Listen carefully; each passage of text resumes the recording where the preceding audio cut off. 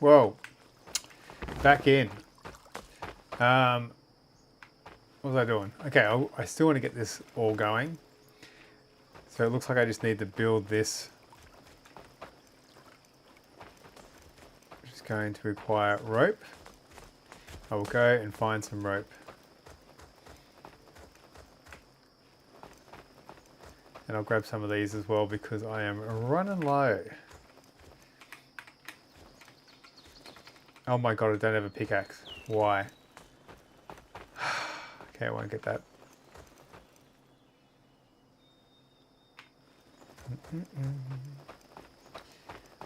Wait, what's close by that I can fight?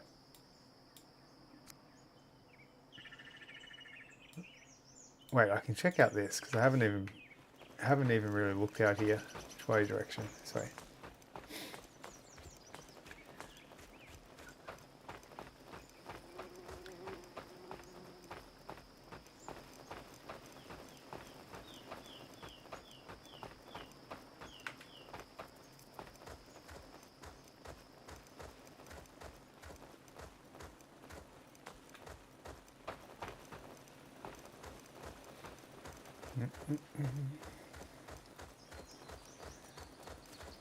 Hello, Woofy.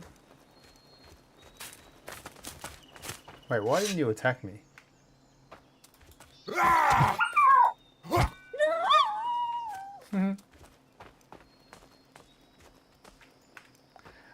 Probably wasn't the nicest thing, you know, killing him. He wasn't doing anything to me. It's all berries and I want berries. Okay, let's go a bit further. Clear out this entire area I have not yet checked out.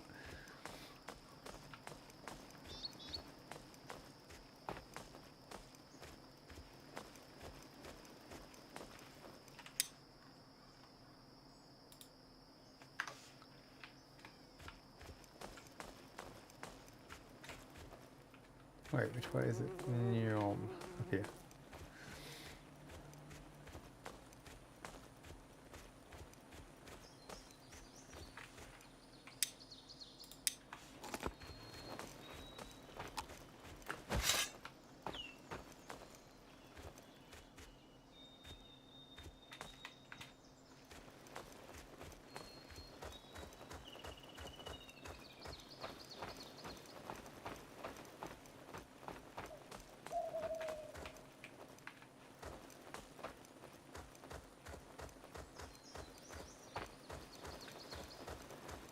Okay, there's not really much out here.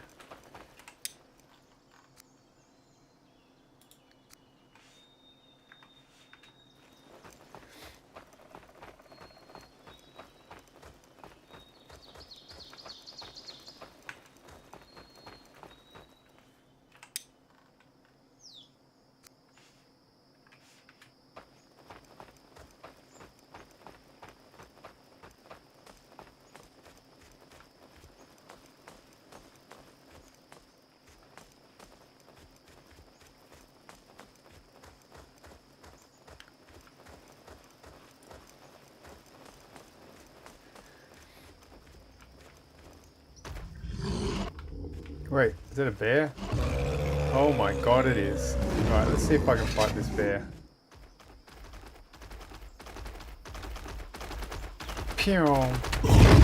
How did he get me? I dodged! Alright, motherfucker. We're in a fight. Can I jump up here? Can you get up here? Oh, you can't? What a shame. Oh wow, you just can still hit me.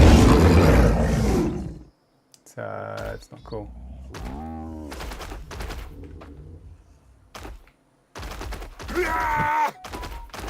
Nope.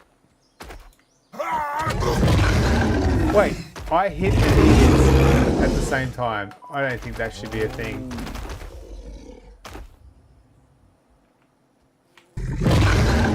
Jesus Christ. Right.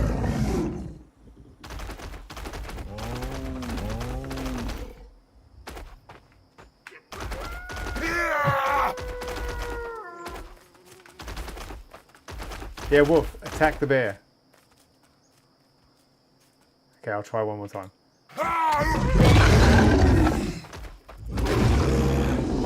That did not make him happy at all. Wolf, attack. Oh, so close. Come on, Wolf, get in there. Oh, okay, I can get some good shots on him when he's sort of stuck there.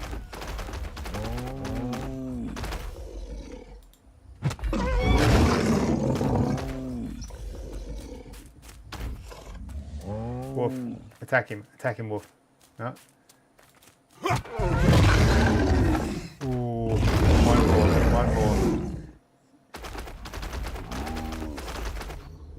I kind of want the wolf to finish him off.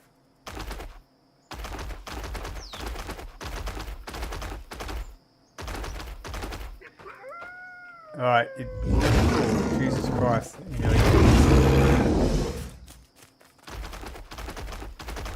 Okay, stay there so the other wolf can come. Oh, he doesn't look happy there. He looks very angry. Come on, wolf. Come on, wolf. Attack. Oh, you didn't even attack? Ha!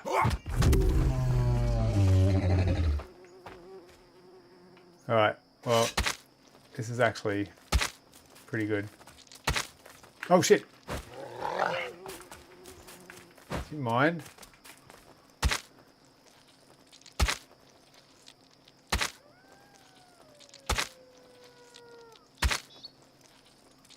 Boom.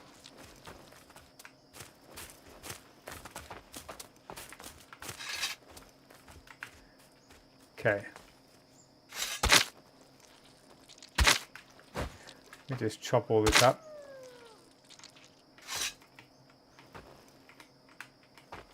I need that flax anyway.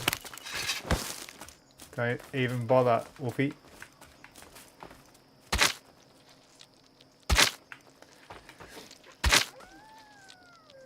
Alright, let's see if I can grab all this stuff.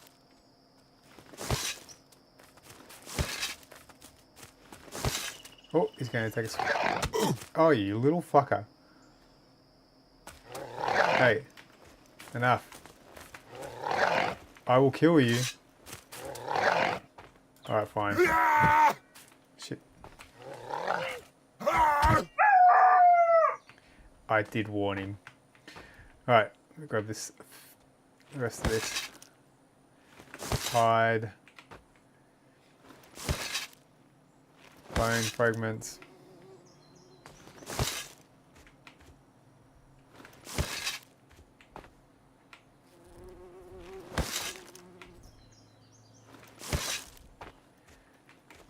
Might as well chop this dude up as well while I'm at it.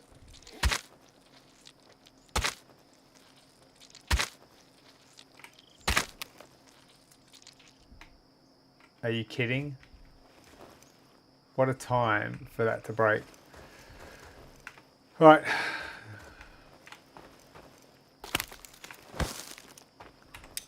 Do I head straight back or do I go over there? I might head straight back for now. Grab some shit on the way back.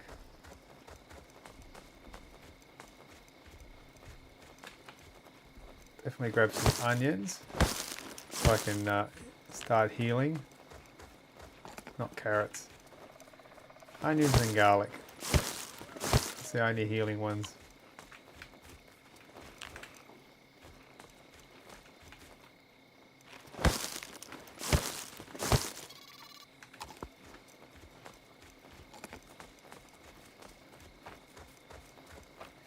My healing hut is under attack? Great. Oh shit. I don't want to fight you right now. Thanks.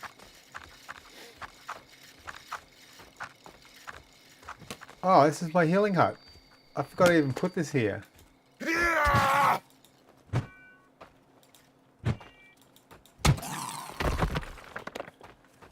Okay. Well, I might as well use this healing hut while I'm here.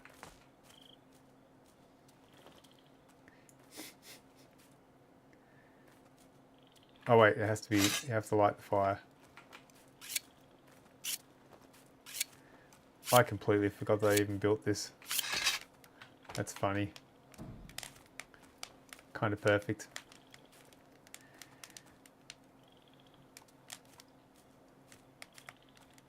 Alright, I kind of have to make these guys create some rope on their own.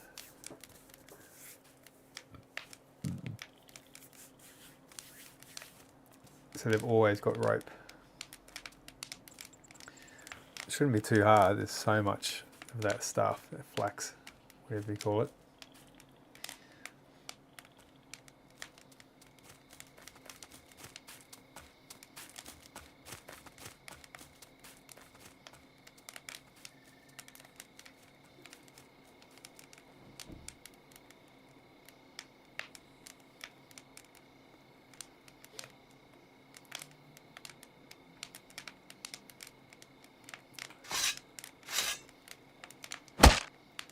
See if he drops any metal.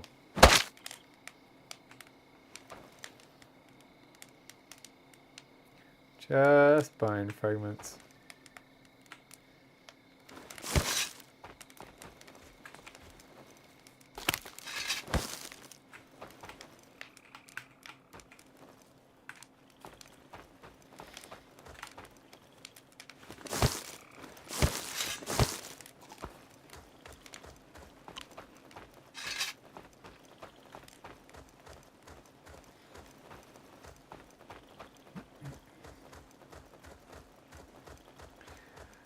A long walk home.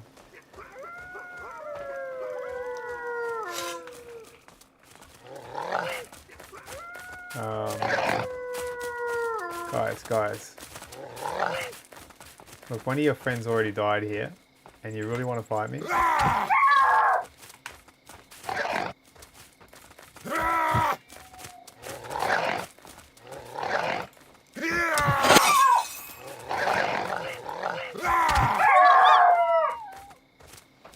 Oh, you guys are not looking healthy.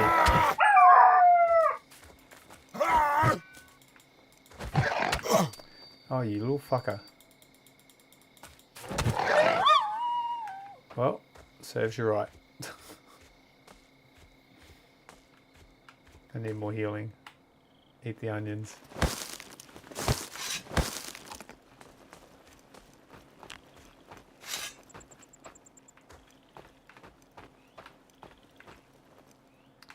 Wait, can I put a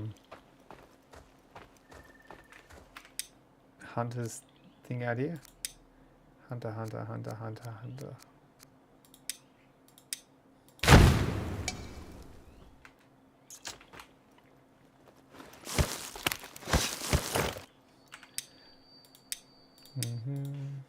Some rope. One more stick.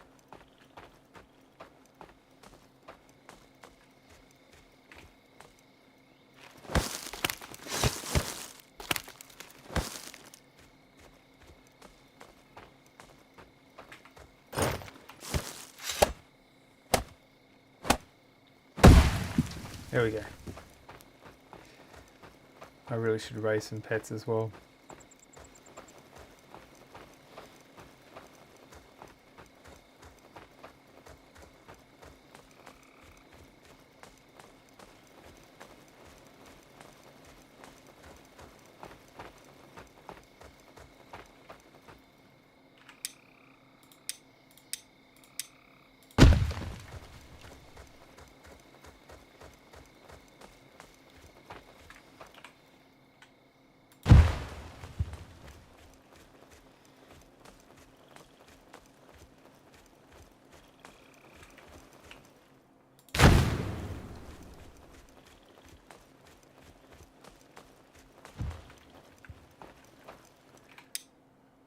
Oh, I've got space.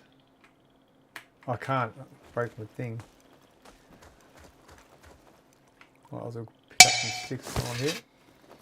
Jesus Christ, look at all this shit.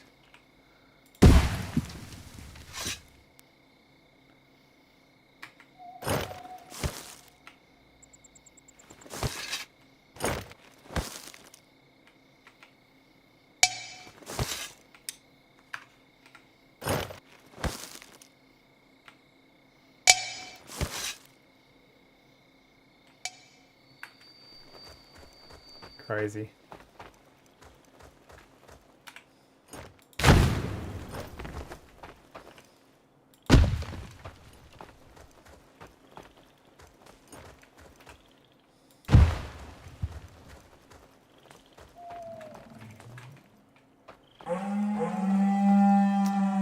Blood moon rises. We're going to be in a fight.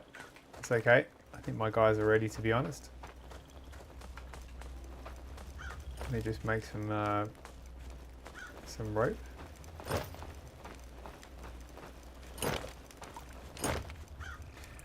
Pretty sure I've got a shit ton of.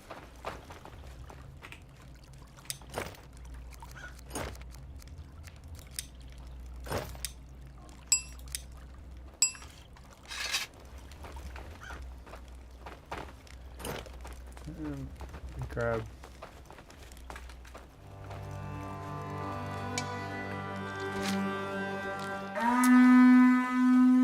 The blood moon fades. I didn't even see anybody.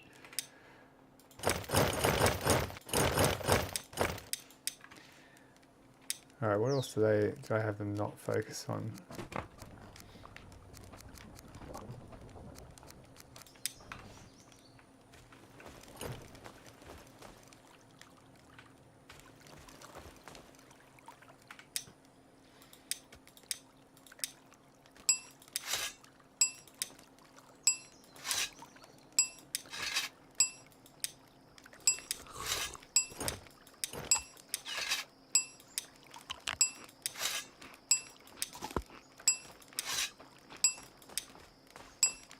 Who are you?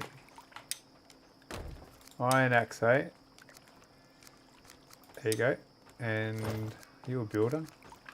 No. Who are you? Guard tower. Who are you? Builder. Here you go, mate. Have 30 rope. How about you? You a builder? No, cookhouse.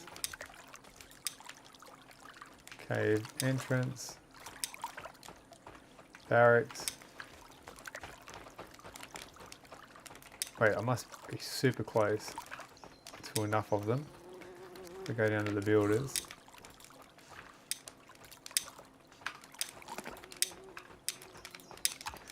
Nope. Woodcutter, warehouse, builder. No, I already just gave you some. Food warehouse, barracks, cookhouse. You're a builder. Have some rope. You already got shit tons of rope. Go do your job. Hunter's house, forger. Alright, now what was I doing? I can't even remember. Going to rebuild a couple of tools for myself.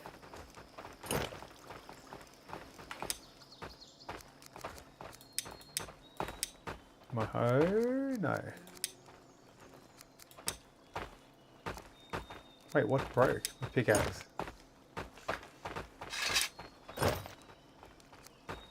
Oh my... Wait, let me just put this in here.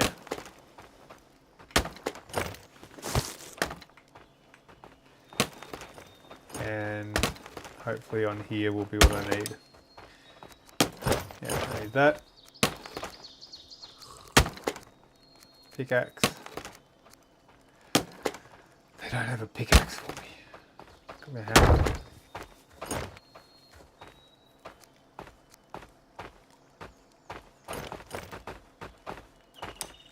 Got an axe.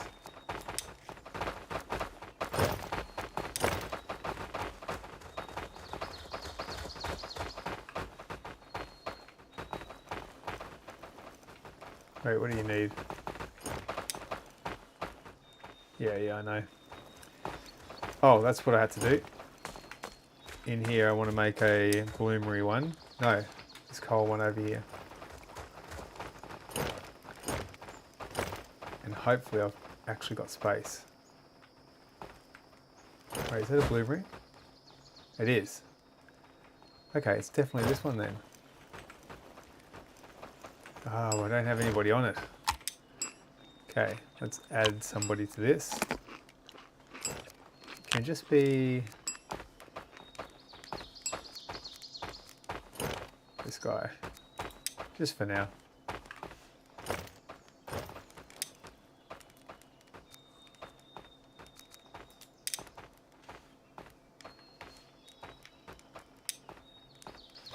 Cool.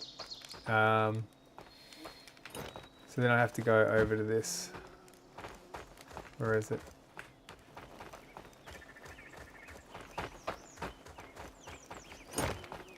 Here.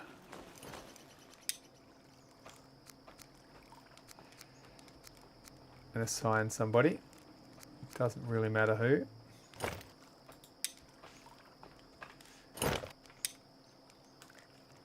Add a task. From warehouse var to coal firewood.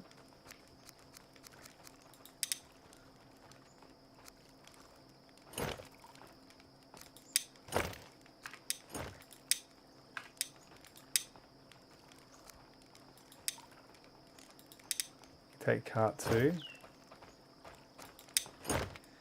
Oh, no, I can't until the other thing's built.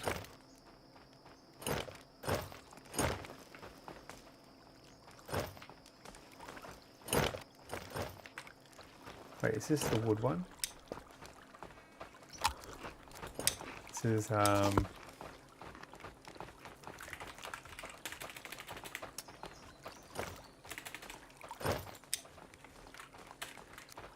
my god.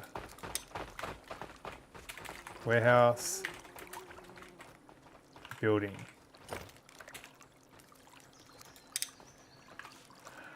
Alright, so I should be able to take some stuff like that. Okay, let's do this. Alright, let's go add task from warehouse build. Confirm to warehouse var.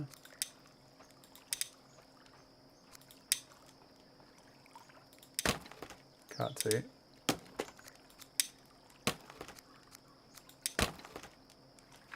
Why can't I select item?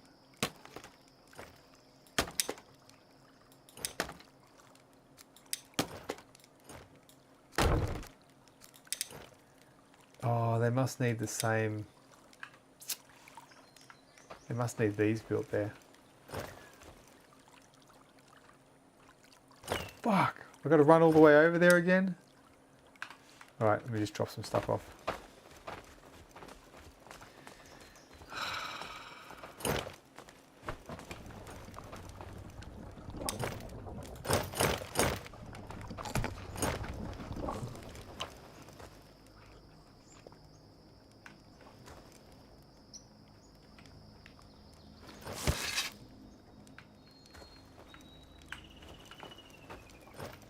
It's all spoiled food.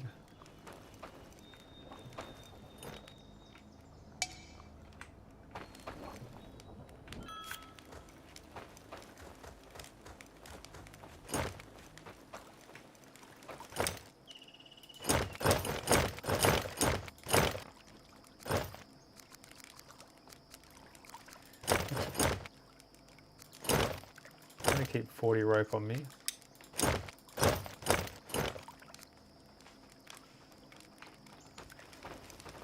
Why is this shit not in here anymore?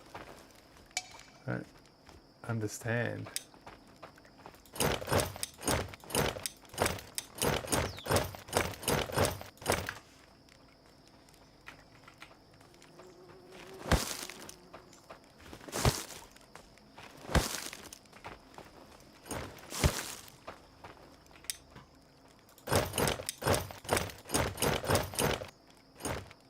Cured leather hide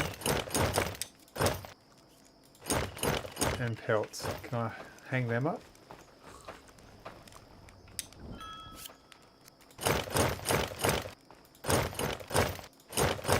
I can. Okay. Cool. Wait, what else was I going to do? deposit these seeds, which I probably can't do because they're full. My God, they are completely full.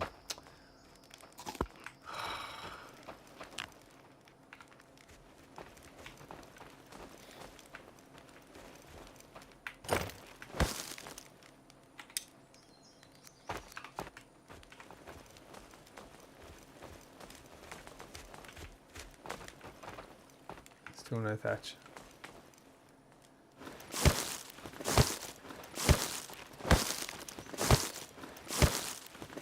What do you possibly need?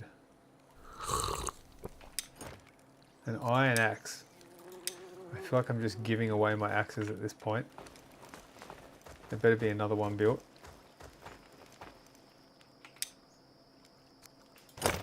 There is. But I feel like it's one that's just been put away. Okay. Alright, what have I got? Have I got enough... Have I still got stuff on me? Fuck these things off, I don't need them. I'll keep one just in case. That's going to die in a minute. So I should take another one with me just in case.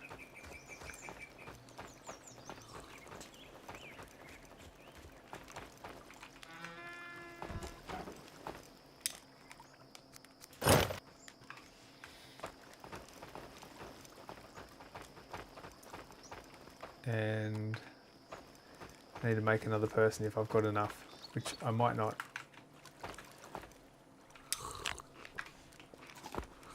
Let's have a look. Fuck, I don't have any in there. Wait, what's that? Is that meat? Flowers? Don't know. Do I have enough in here? I don't, I only have 3.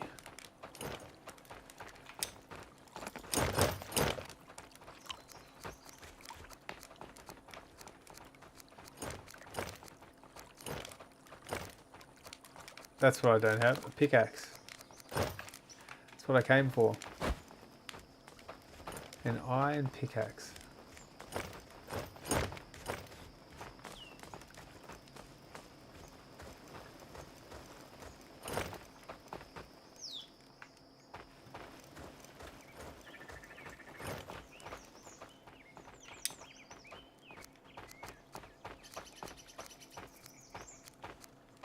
And there's not one here. Why? Iron pickaxe.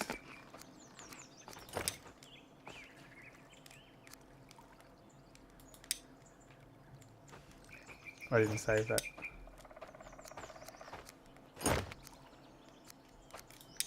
Can we make a big one?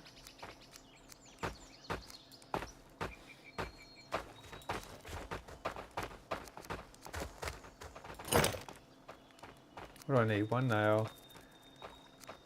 Alright. Create.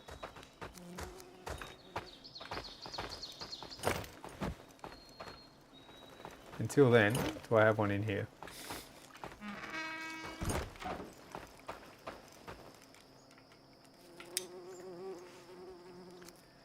Take that stone one for now. That'll get me by. Oh, it's so annoying.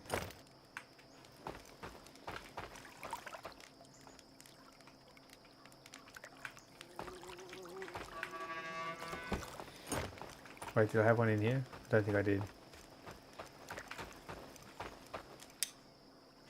I 100% did not.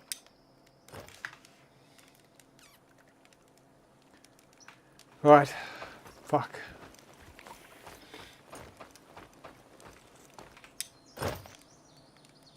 So I want to keep this.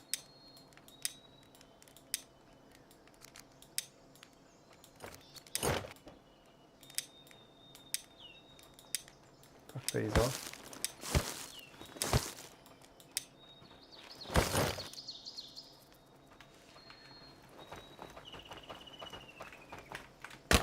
Repair these sites.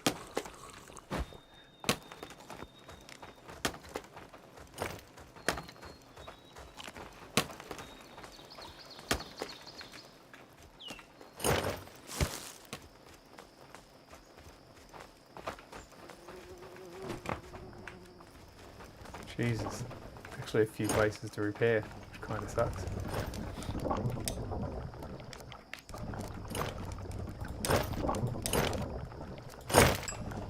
Alright, plenty of food.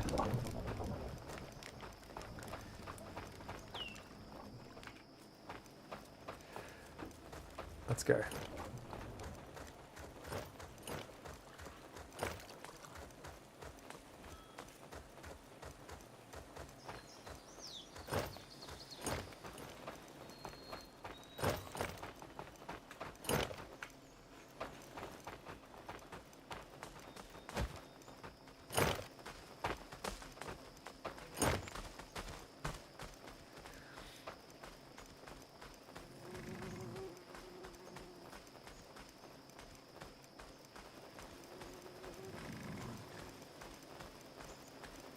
It's still such a long run.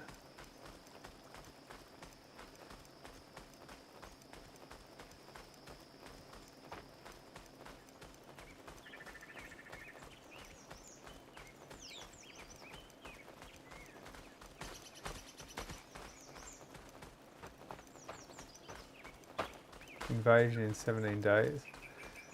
It's okay.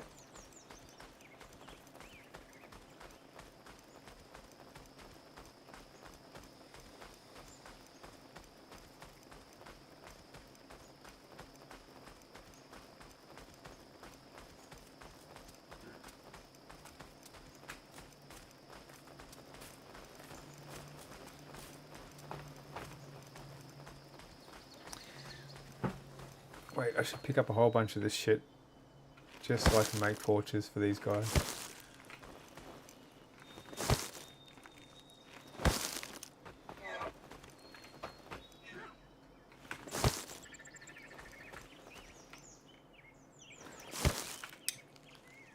Build torches.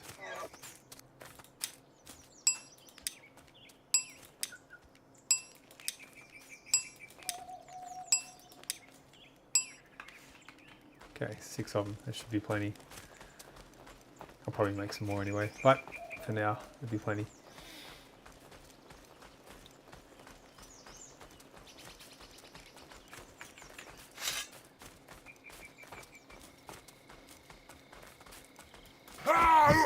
Oh, you're lucky.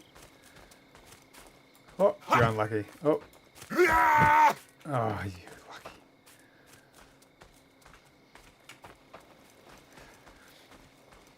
Oh wait, I need to get rid of this bump. Bump in the road. Be gone.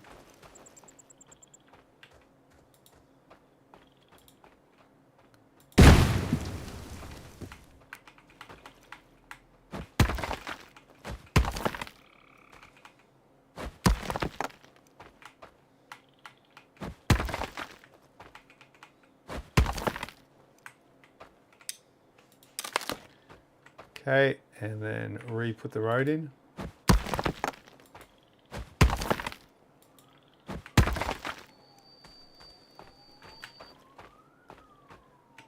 Wait, this is where I got up to with the road? Oh, I suppose I finished this off as well.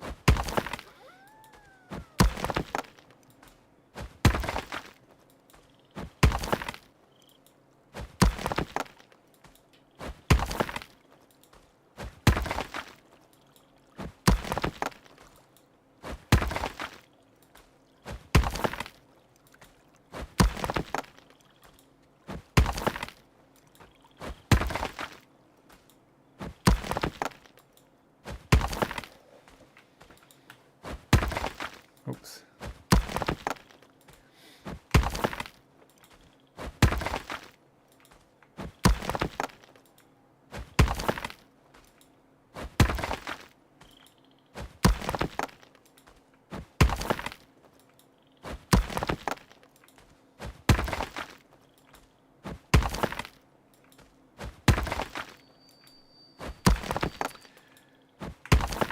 Getting rid of a few resources here, but it doesn't really matter in the scheme of things.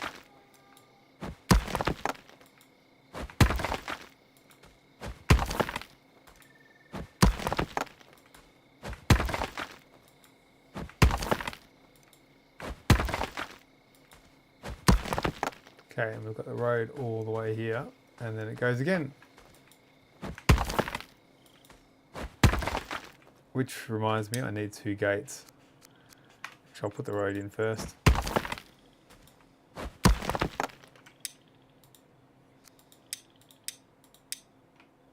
get rid of this. There we go.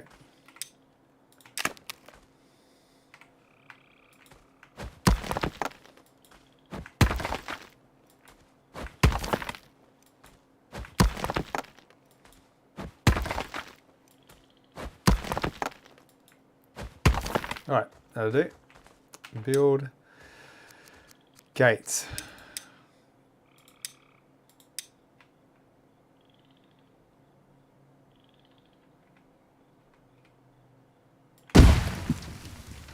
And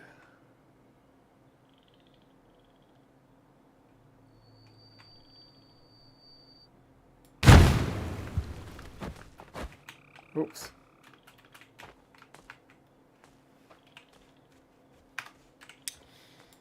If I can,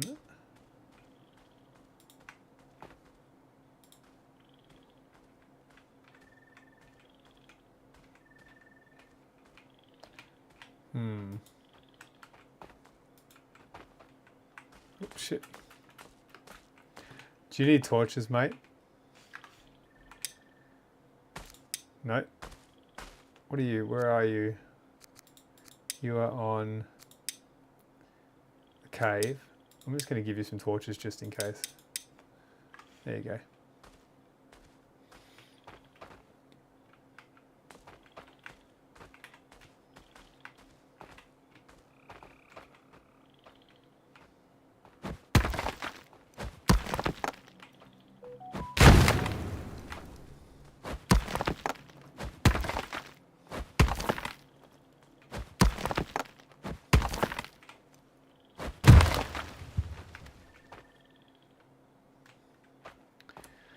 Okay. Alright, so how's this warehouse going? What do you need? You're homeless. Mate, let's make this for you.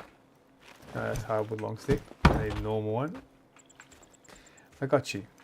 I got you, fella. Wow, they're all fucking hardwood. Here we go, here we go. Let's just chop this down.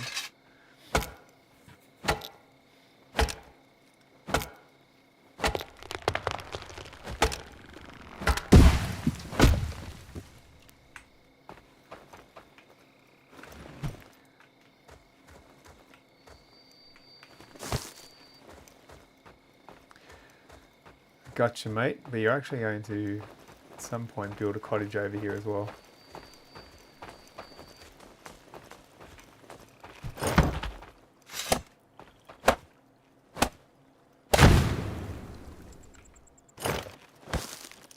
Okay. One more long stick. And a couple more sticks. Easy done.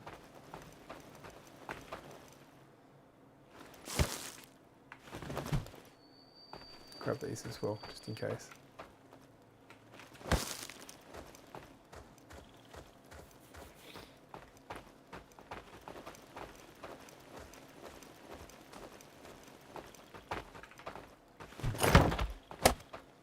Oh shit, I'm gonna need bark. 8 bark, I got you. And then you've got a house and you can stop complaining. Let's see, 4 from here.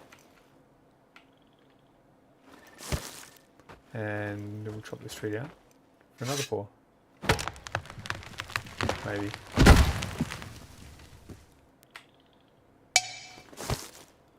Fuck. Okay, let's try this.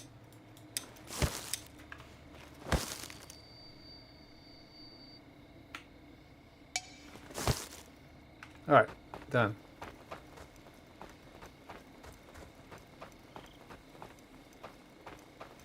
I know, mate, I know. Look, what's this?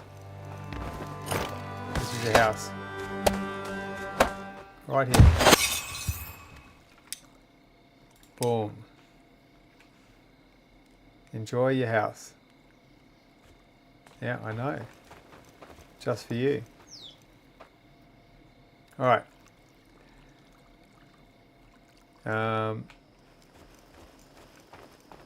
So, the question is, do I have room over here? Oh, you know what? I can just extend it. Oh, I've got to finish these off first.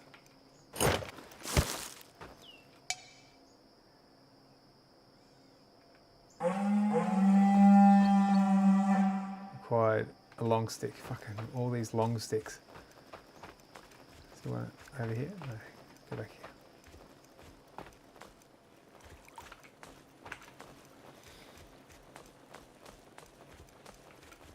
I'll make one.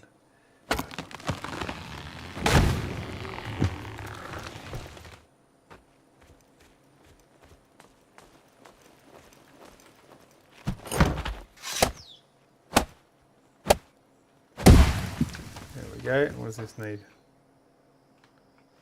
Just sticks? Just so happens I've got...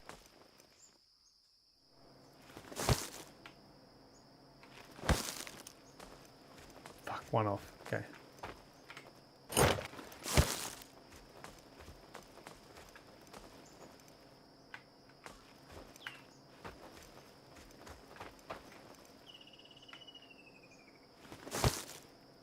Easy.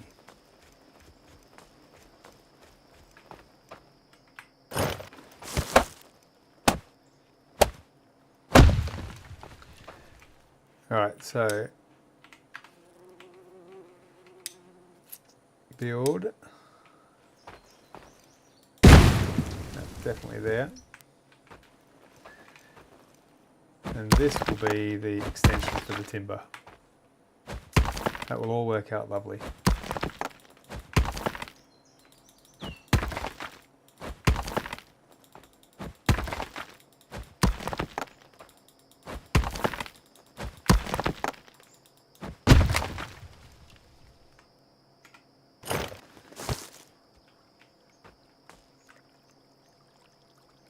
Whew, a few things. It's alright, we can do that. Doesn't want hardwood though, does it? Just want long. More long. Do I have a cart here? I do. Wait, do I need this? Nope.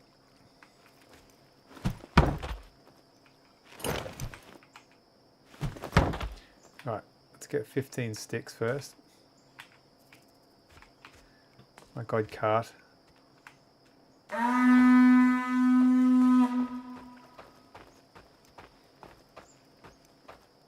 Oh, hang on.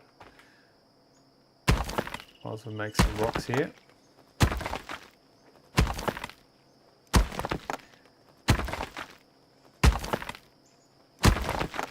Four of those.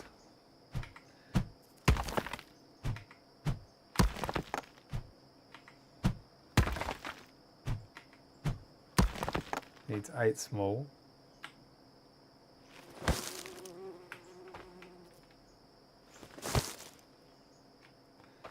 That's 5. 7. Just need one more. Wait. Beautiful.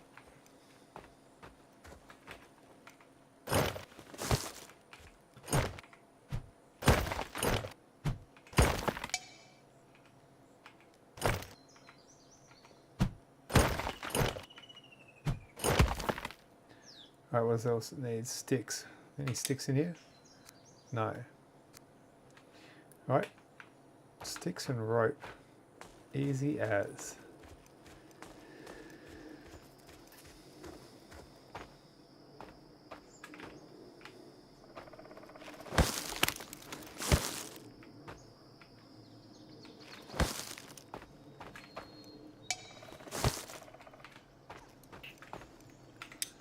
Alright, 1, 2, 3, 4, 5, 6, 7, 8.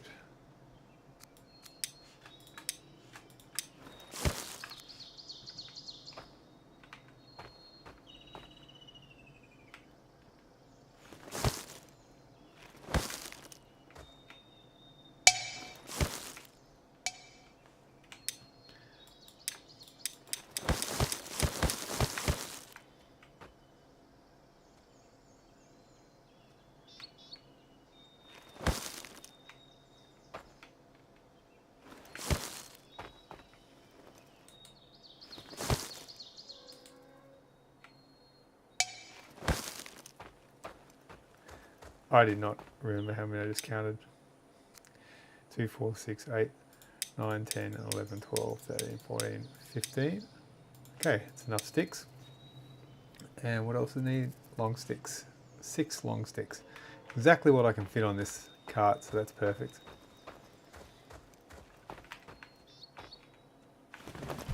One. 2.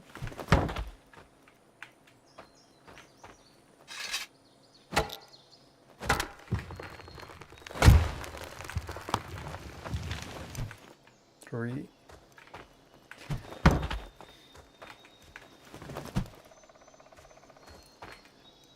I'm only going to need one more after this, so it's a nice small one.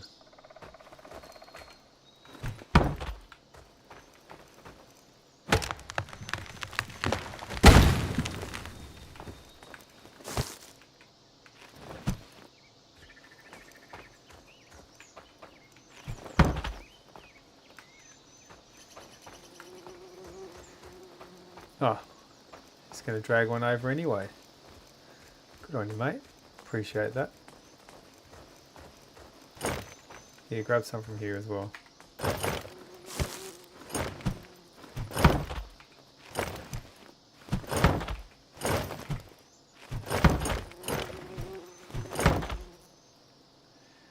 Rope.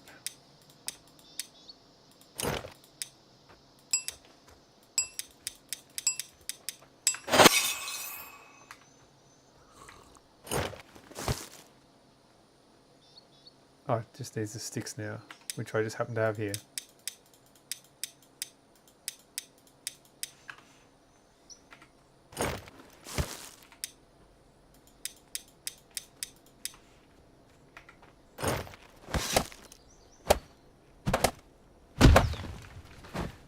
All right.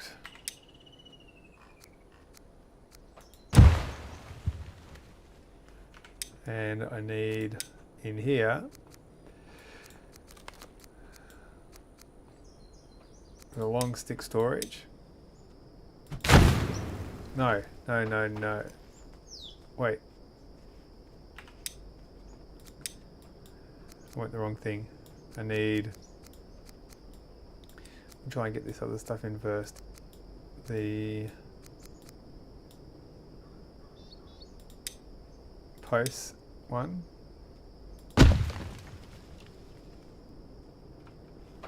Wait a minute.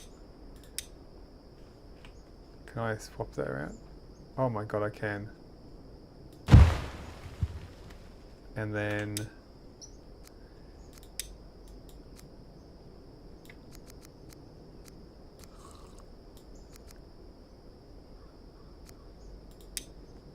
the beams.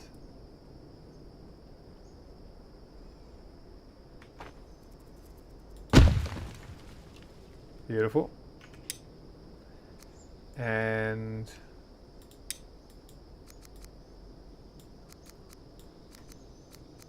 a small one. Where's the small one?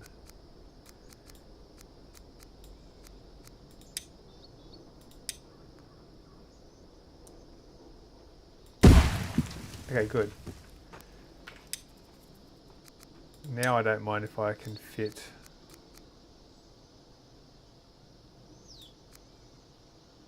some cooked food.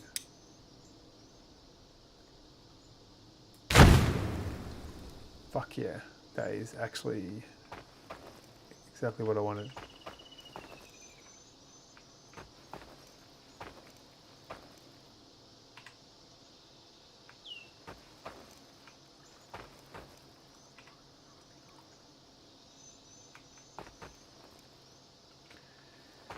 Right, let's start. What does it need?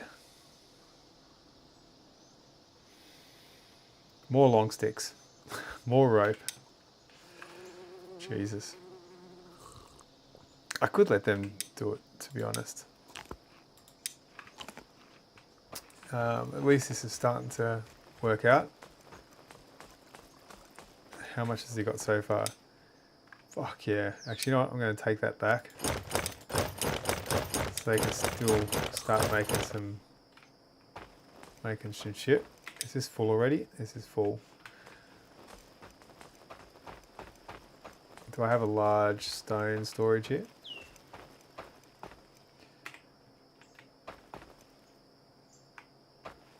What's that one? Metal parts. Yeah, I do. Okay. Where's the guy that's meant to be working here? Let's build a cottage.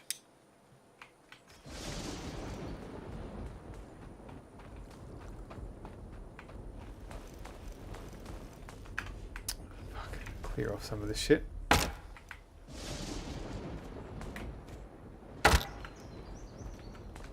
That should be enough. Wait. I kind of want it to be the same level as this.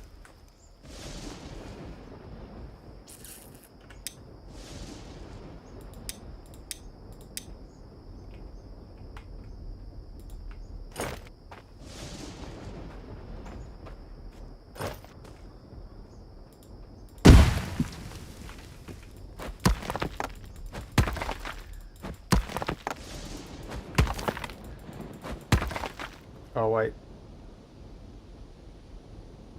I want to expand that warehouse out though.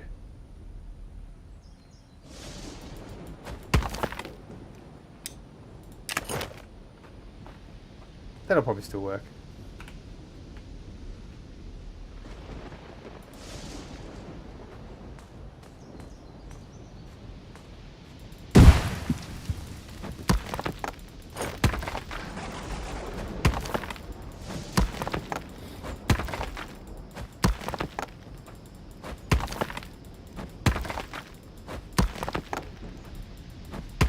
Days till the next invasion, which means I really need to protect this thing.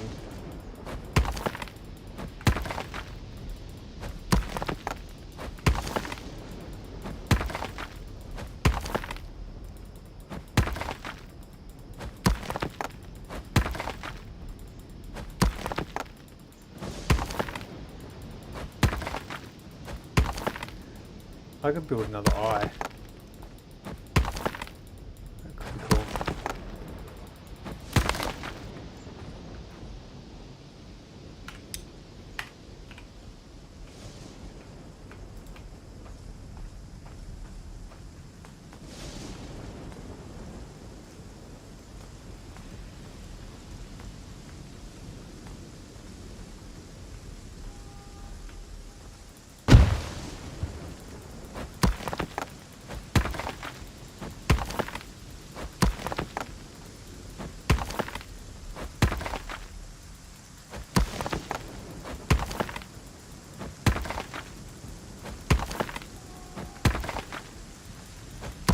If I put on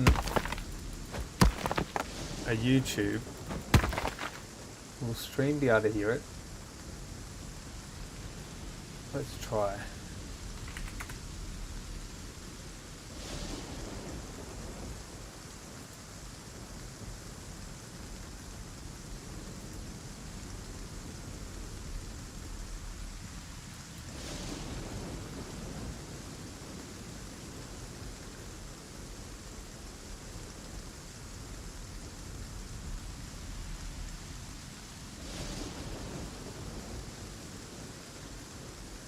Let's see.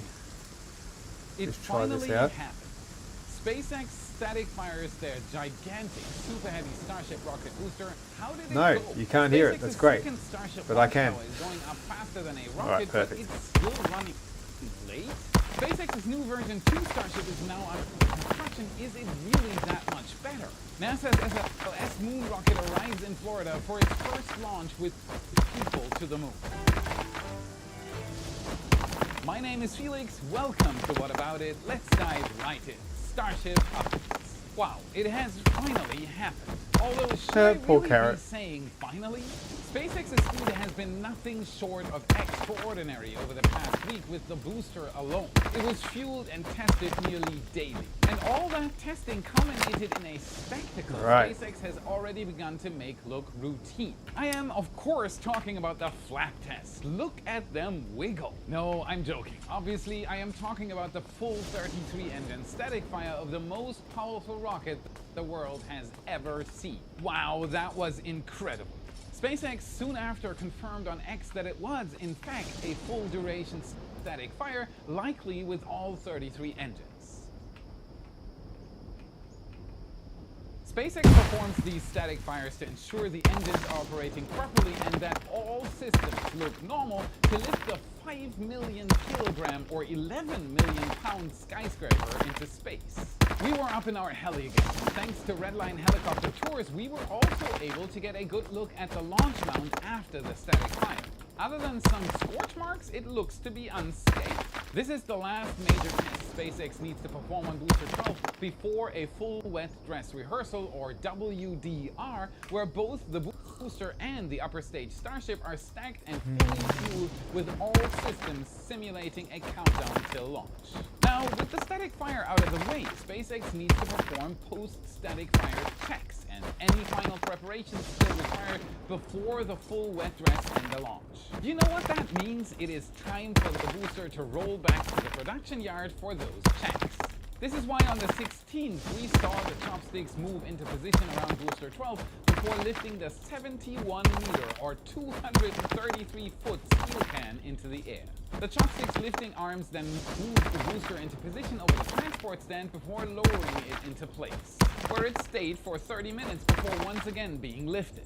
It appears something wasn't quite working, as teams were seen going into man lift to perform some quick work on the booster before it was lowered back down about an hour later. Moving over to Tower B, it looks like SpaceX decided to give the tower some miracle grow.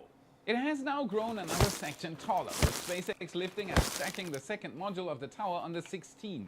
That means it took 5 days, almost to the minute, for SpaceX to go from stacking Module 1 to stacking Module 2. In the last episode, we wondered if SpaceX might perform any work on the internals before lifting the next segment to the top. And now we have our answer. It looks like SpaceX is instead focusing on speed and leaving connecting pipes for later. As we've been saying for the past few months, due to the majority of the internals for each segment being completed on the ground, once SpaceX starts stacking the tower, it's going to fly up. And this isn't even all.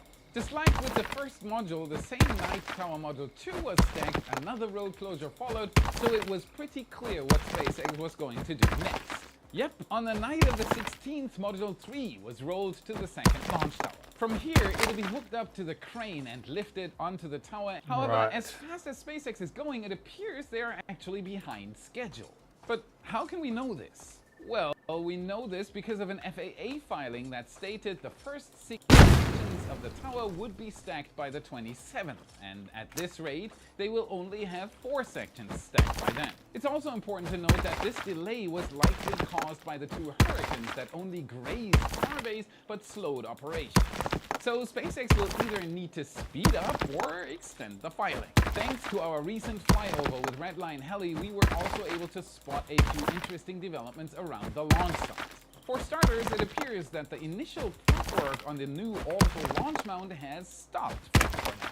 We saw this start a few weeks ago with more piling, but soon after it halted. However, it might resume soon once again, as our photographer John was able to spot this. But what is this?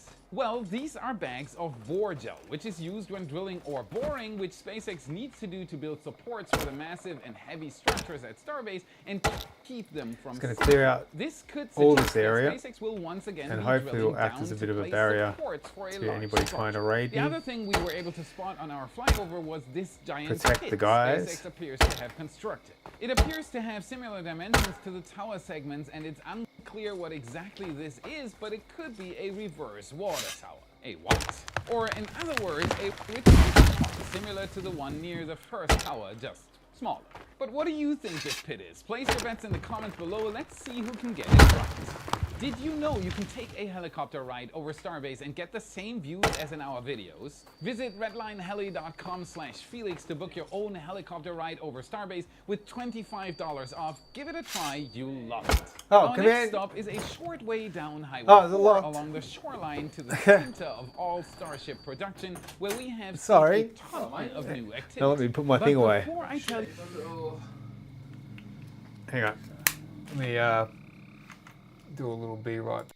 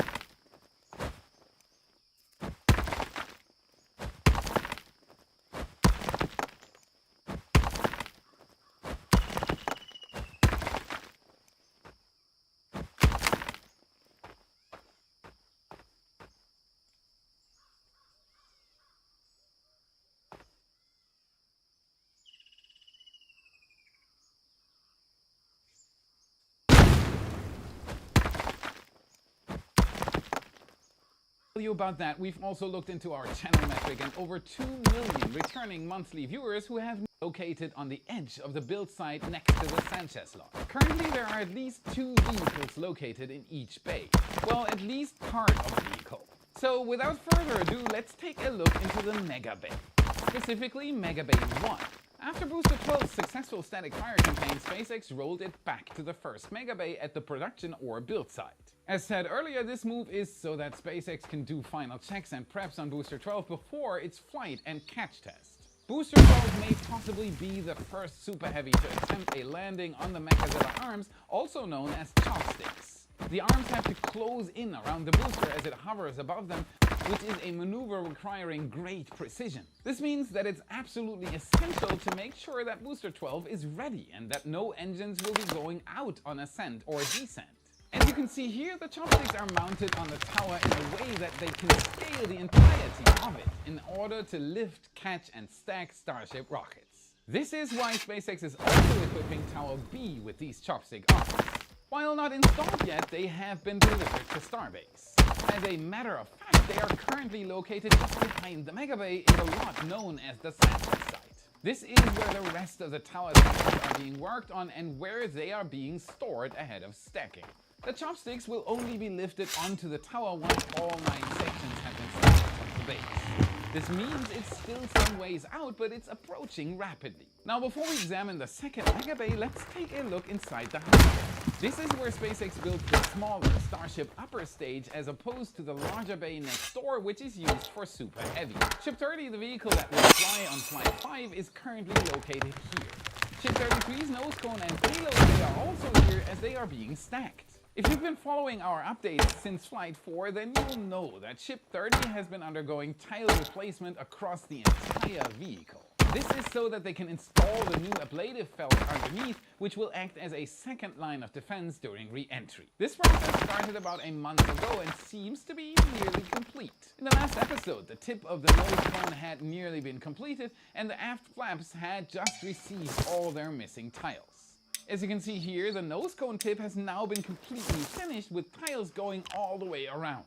There are a couple of tiles missing slightly lower on the nose cone, but these are relatively few and will likely be reinstalled soon.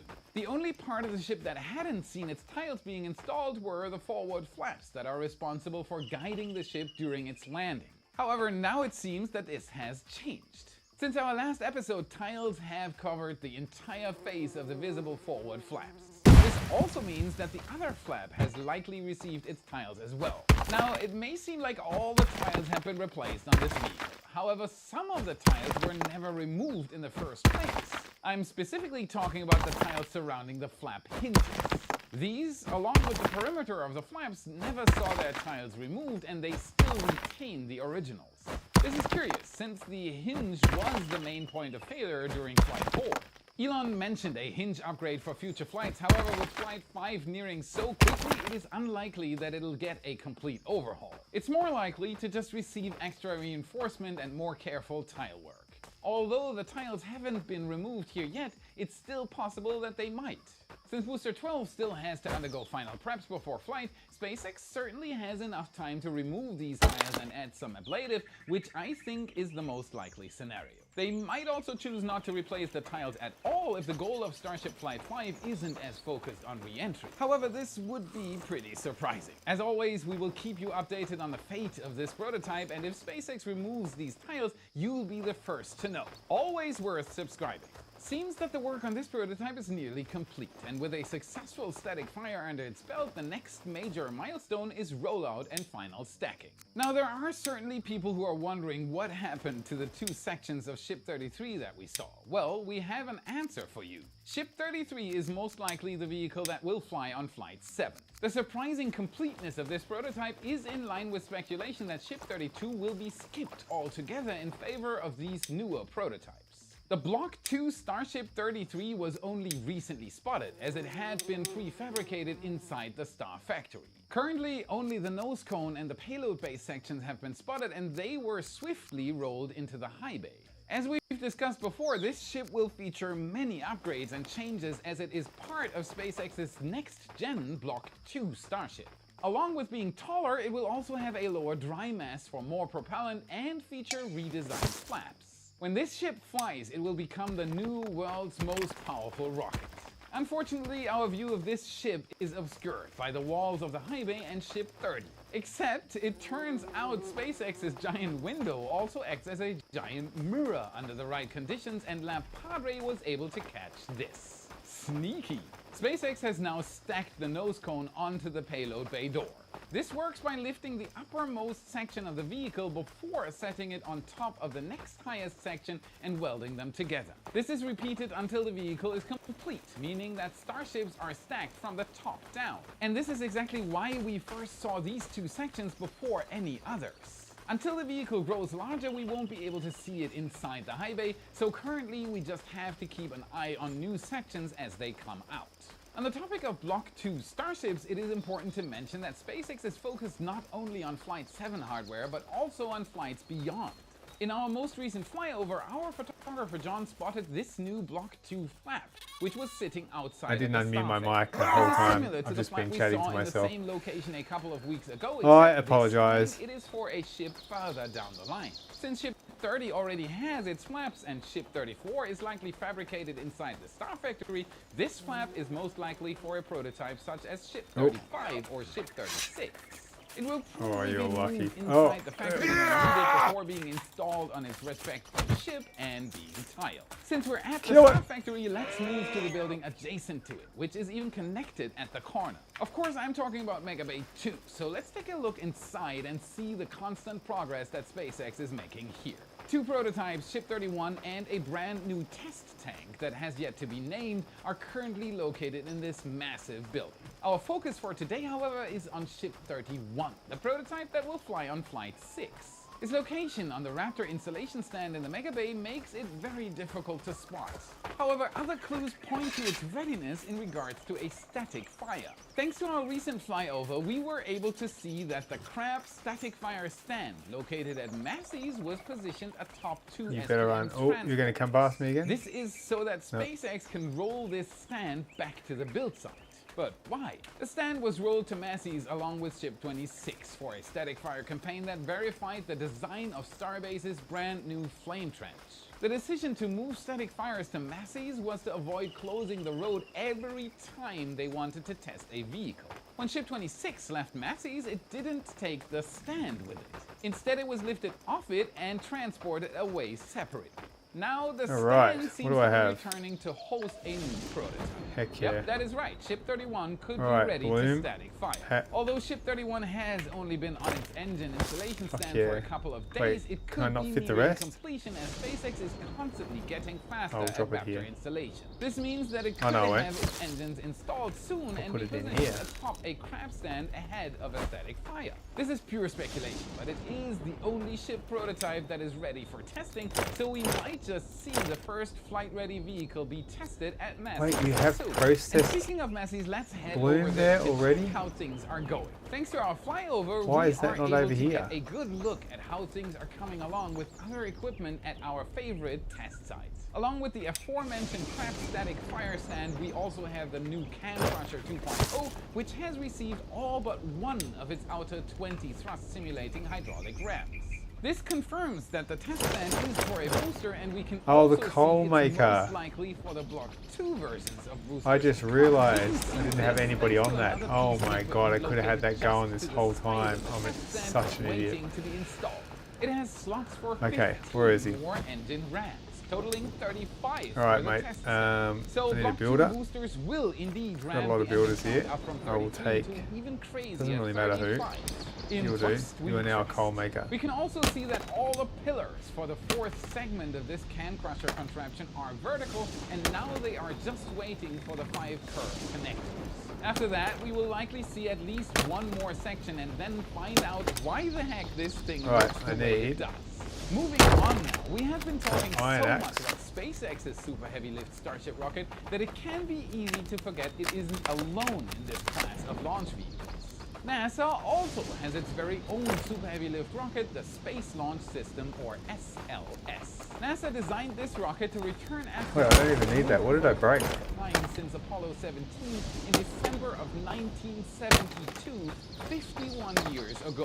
It's been some time. We watched its first I test need an flight iron back in hoe. November of 2022, standing next to NASA's Vehicle Assembly Building 3 miles from Pad 39B. It launched the uncrewed Orion Crude iron capsule on a pickaxe. 25-day trip around the moon to ensure it was ready to carry people on the same trip. The mission appeared to be a complete success, with the SLS performing flawlessly and the capsule returning safely to Earth for a splashdown in the Pacific Ocean. Until after the flight, when engineers discovered need an that iron the axe. heat shield, which is supposed to flake away, Take mine. its I'll heat grab with this it one in on a here process because you called are so lazy ablatation, you can't just was grab it yourself. ablating more quickly in some parts than I expected. thought I Due had to an this, iron bar. the crude launch of It's Artemis gone. 2 was pushed back until teams could find the cause of the problem.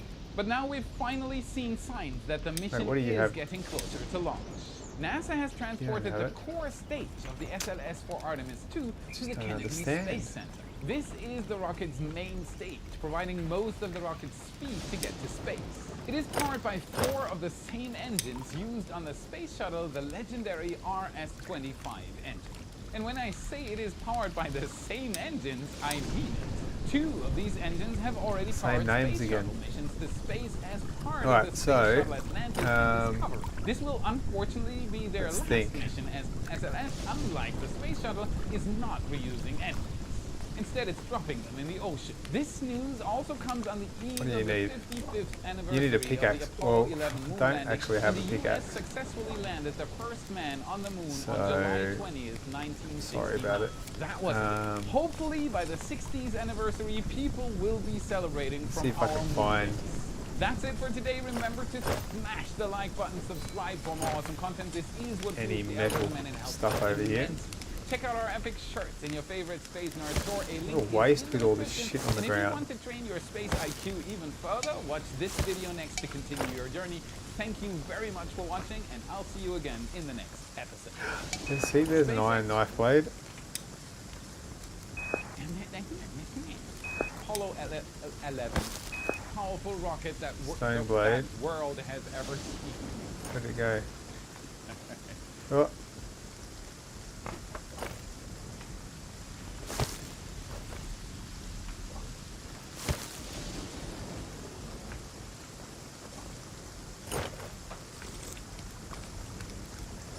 What are you just doing sitting on the ground?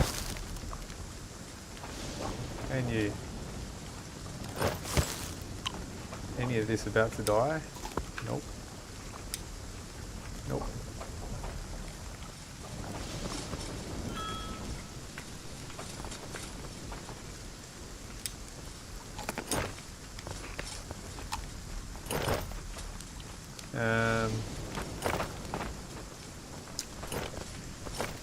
The fucking mess you've got over here, mate.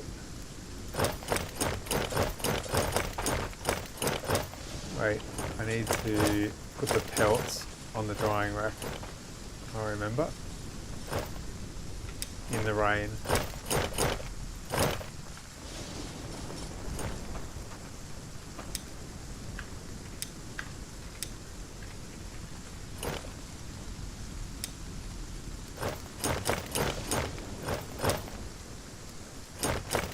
Wait, can I hang up any more of these?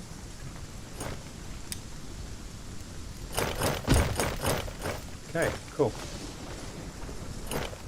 I don't 100% know what that's going to do, but it should help. Now let's see here. What has this guy got? The thick linen shirt. Why am I wearing flimsy? Oh my god. Okay, that's normal. Belt. Thick linen hat. Oh, linen hood. Wait, what have we got here? 84.4. 70.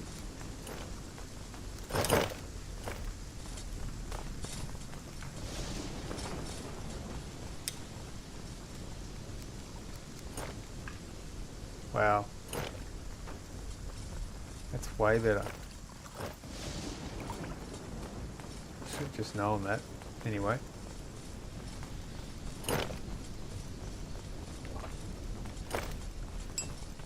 wonder if I can use firewood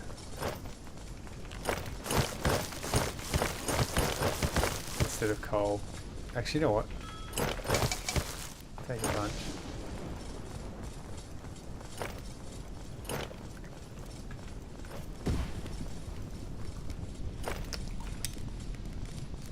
Let's make that knife.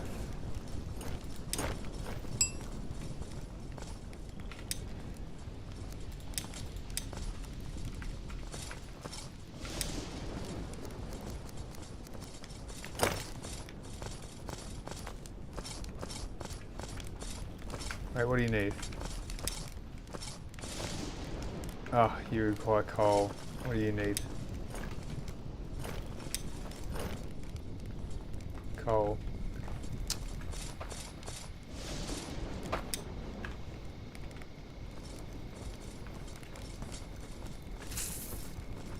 Well, I forgot about the coal, but I've got somebody working on it right now. Look, this guy, he's working on it. Here, mate. Let's just give you some more. Oh, you've already got shit tons of firewood. Might just drop some more firewood here for you.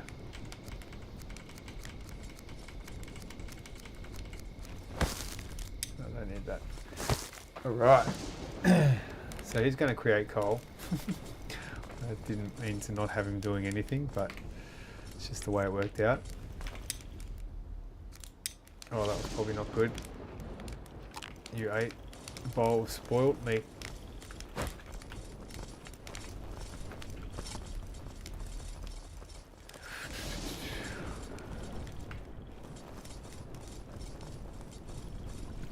I think I'm just going to have to wait until more stuff happens. Because I don't even have a pickaxe in here.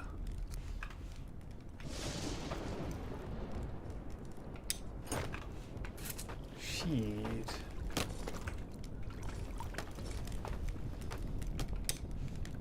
Nope. So it kind of sucks.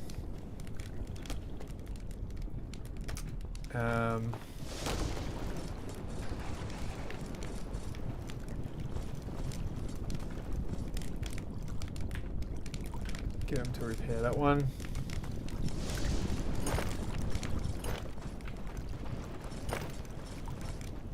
And that one. Oh, that's a farm that I haven't even done anything with.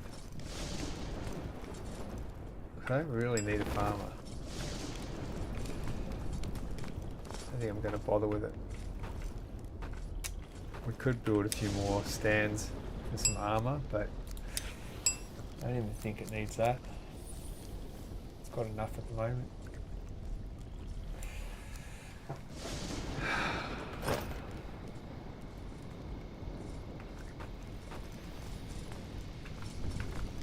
Wait, what don't they have on them?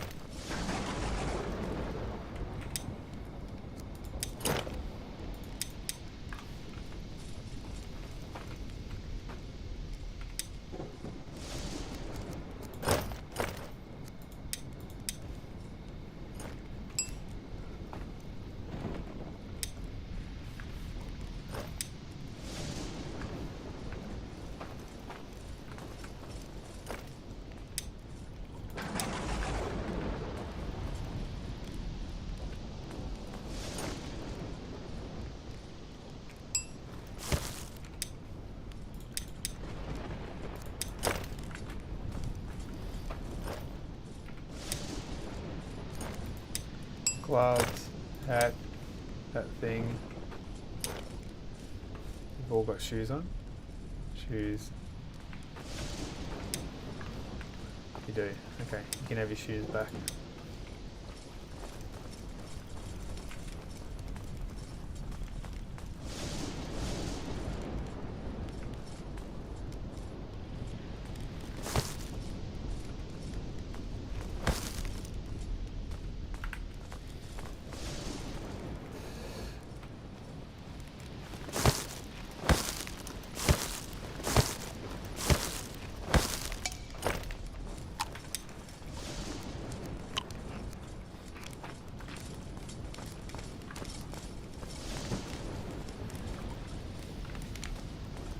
Alright, what am I missing?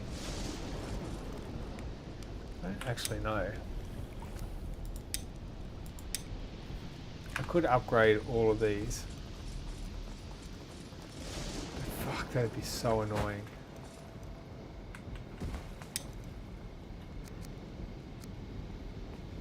Ugh, that would be so annoying. I don't think I've got the patience for it. In fact, I do not have the patience for it.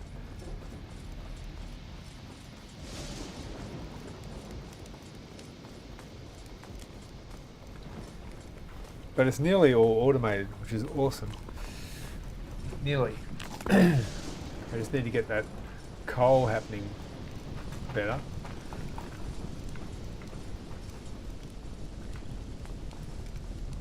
So this well too. What's in there? This well too.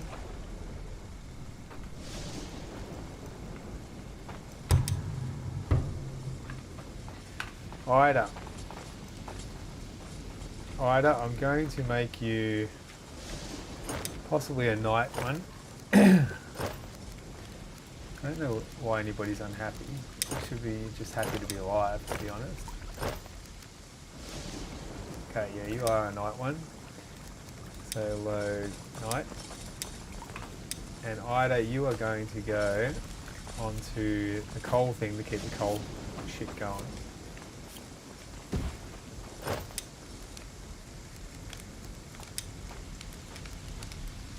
There we go, you've been assigned. So this one, Ella, is she a day? Oh, she's night as well. Do you have to be night? Yeah, you kind of do. Well, you got somebody else helping you for the moment being.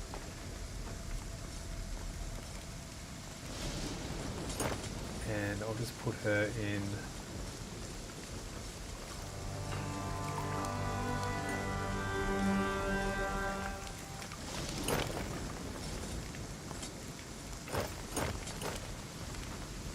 Put her over here for now, in the shitty ones. Alright, I'll be back. Oh shit. 2 seconds. You've got a moment.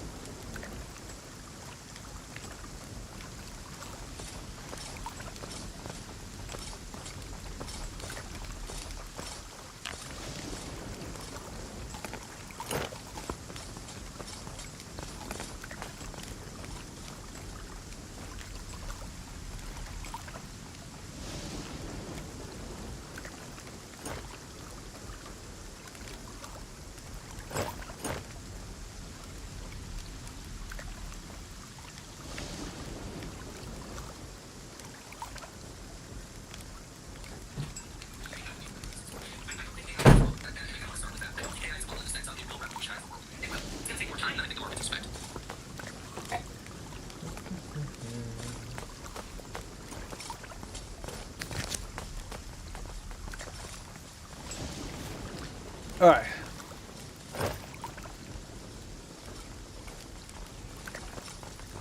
Okay, let me get a couple of things fixed here.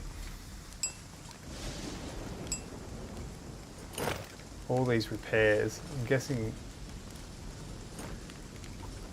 the other guys will just do that when they get a chance.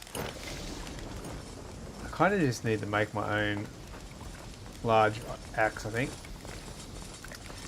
Large pickaxe, because I need to go and get stuff. But I was going to put this chick into this cottage. Actually, let me have a look. How are these still not made? It's all just thatch. A bit of rope, which we can do. No, we can't. Thatch, thatch, thatch, thatch. Okay.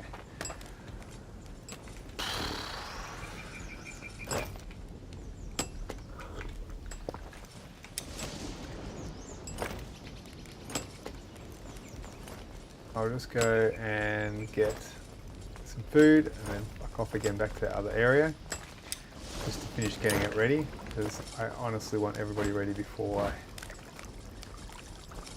it all goes to shit.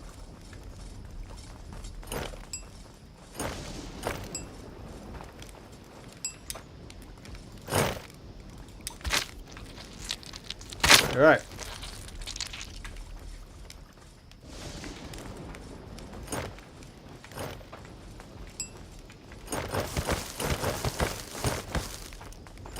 Those.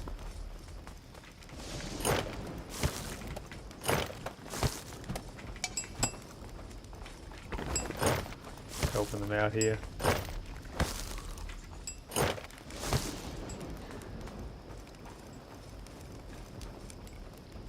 That needs a rock.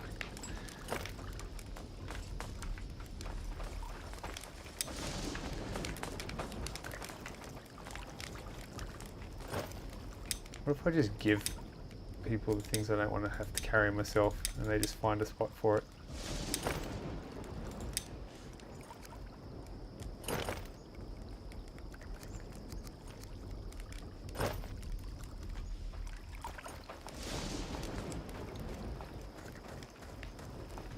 Alright, wait, how hot are these? Oh, they're glowing hot.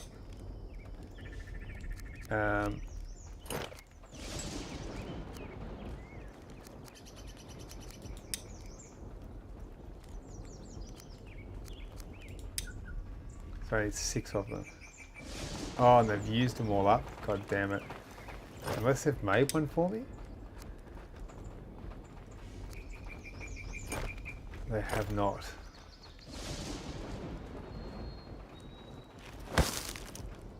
What the fuck is on the ground here? Why? What the fuck is going on? There's heaps of nails, so that's good.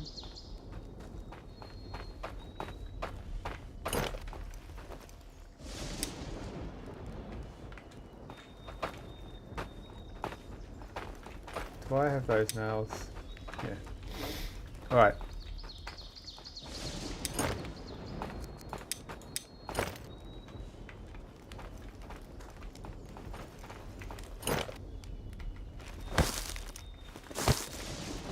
So how many is that? That's 4. I could at least make that one. The small one. That'll get me by.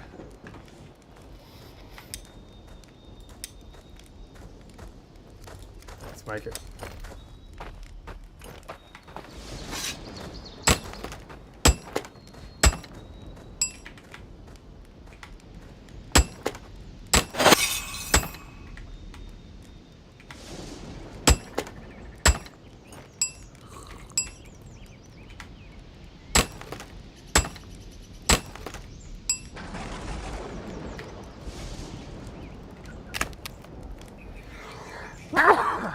Sorry.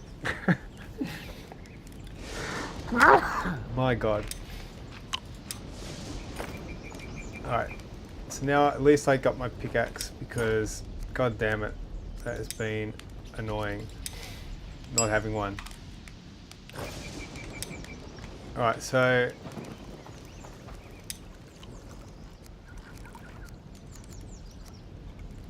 still going to make one more big one for me once they start getting some of this stuff in.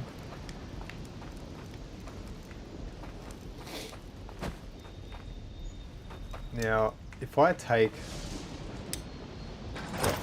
some iron ore and I put it into the one on the other side, then I might be able to actually set up the transfer. Wait, I have to get my stamina boost.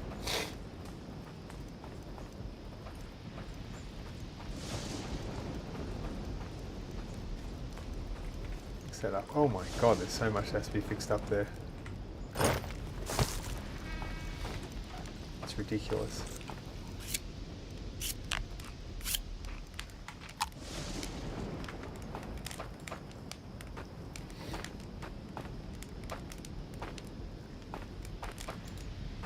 $15 million, and so this is quite a ascension, Shamak, from a venture capitalist to potentially vice president, and obviously potentially president in the second spot. So, were you a proponent of the JD Vance as well? He's superb. The press says you lobby Trump as well. Is that true?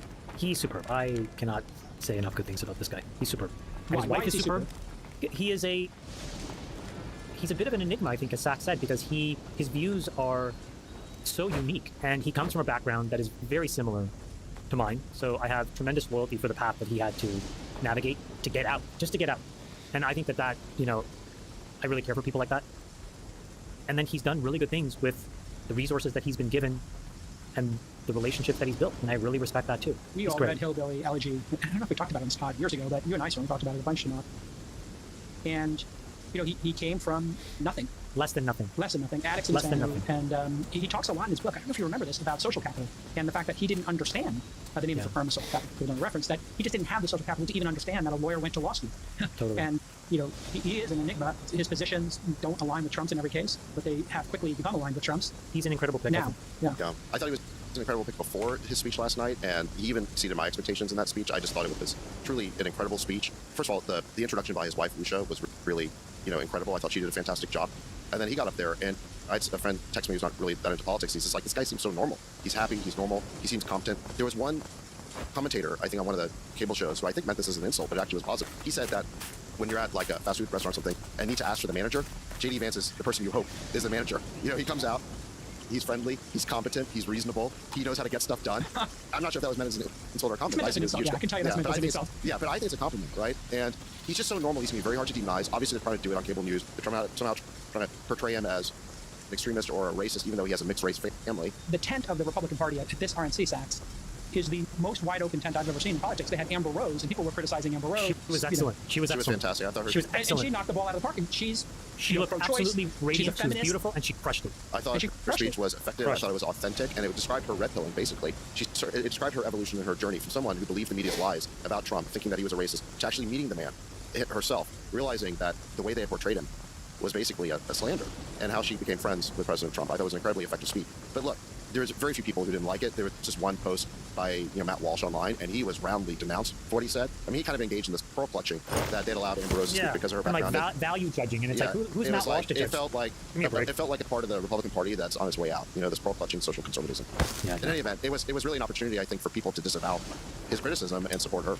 Yeah, She did my okay. point here is what they've done a really great job Take of, and Vivek did a wonderful job in his talk. I want to give him a shout out of just saying, hey, listen, everybody can be part of this party. I think there's a lot of notes the Democrats could take from what they saw at the Republican National Convention. These are people who would have been at the DNC, but one election cycle ago. But because of this purity test, you can't even win with them.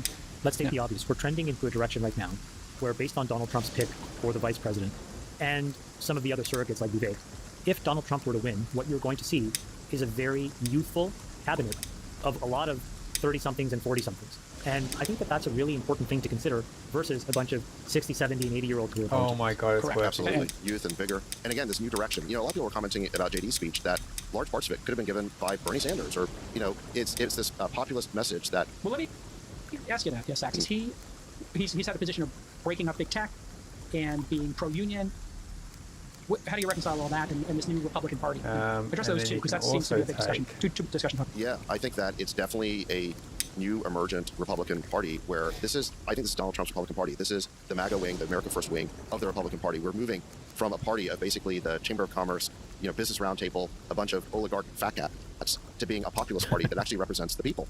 And I think and they had the Teamsters up there, yeah. And I think it's a very welcome change. And the part of JD's speech that I like the best is when he described that, hey, I went off and many other people went off to fight in these forever wars, risking our lives or giving our lives. We come back to our own communities, and what do we find?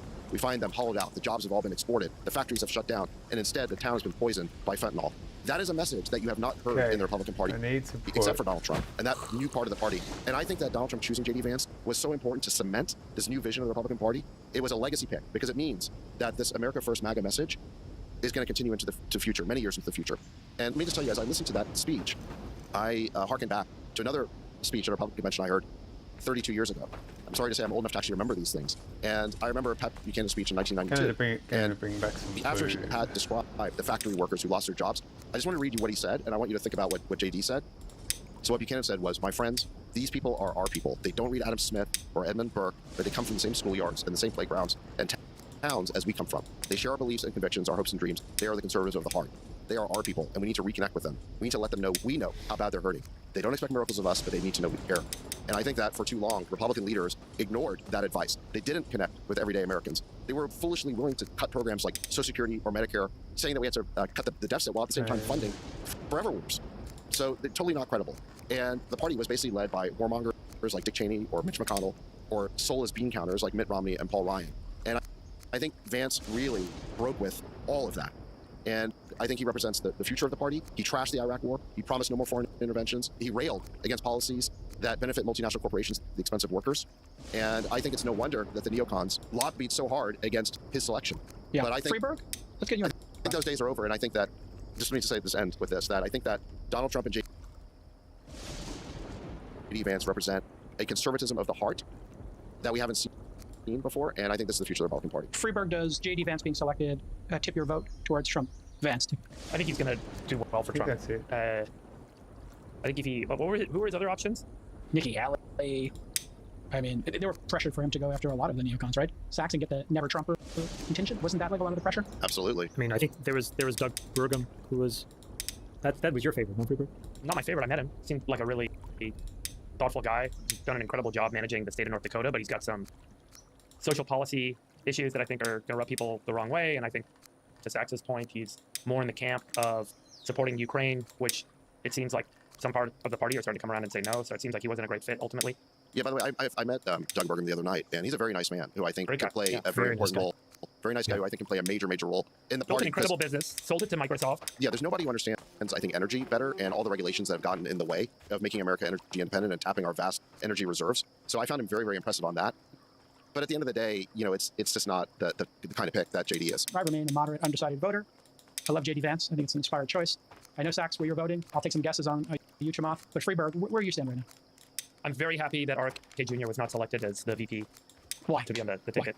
I think RFK would have been a challenging partner for Trump, and it would have led to a lot of disagreements. And I think that RFK has some policy perspectives that I don't agree with, particularly as it relates to health, energy, agriculture.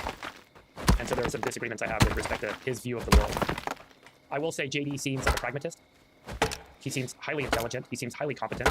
And I know that he has not been in a governing position before, right? So this is really critical to What note. do you want? This is a training job for him in a large way. He's been a senator. You're starving. And he's been an investor. have And he's that. been an individual contributor as an investor.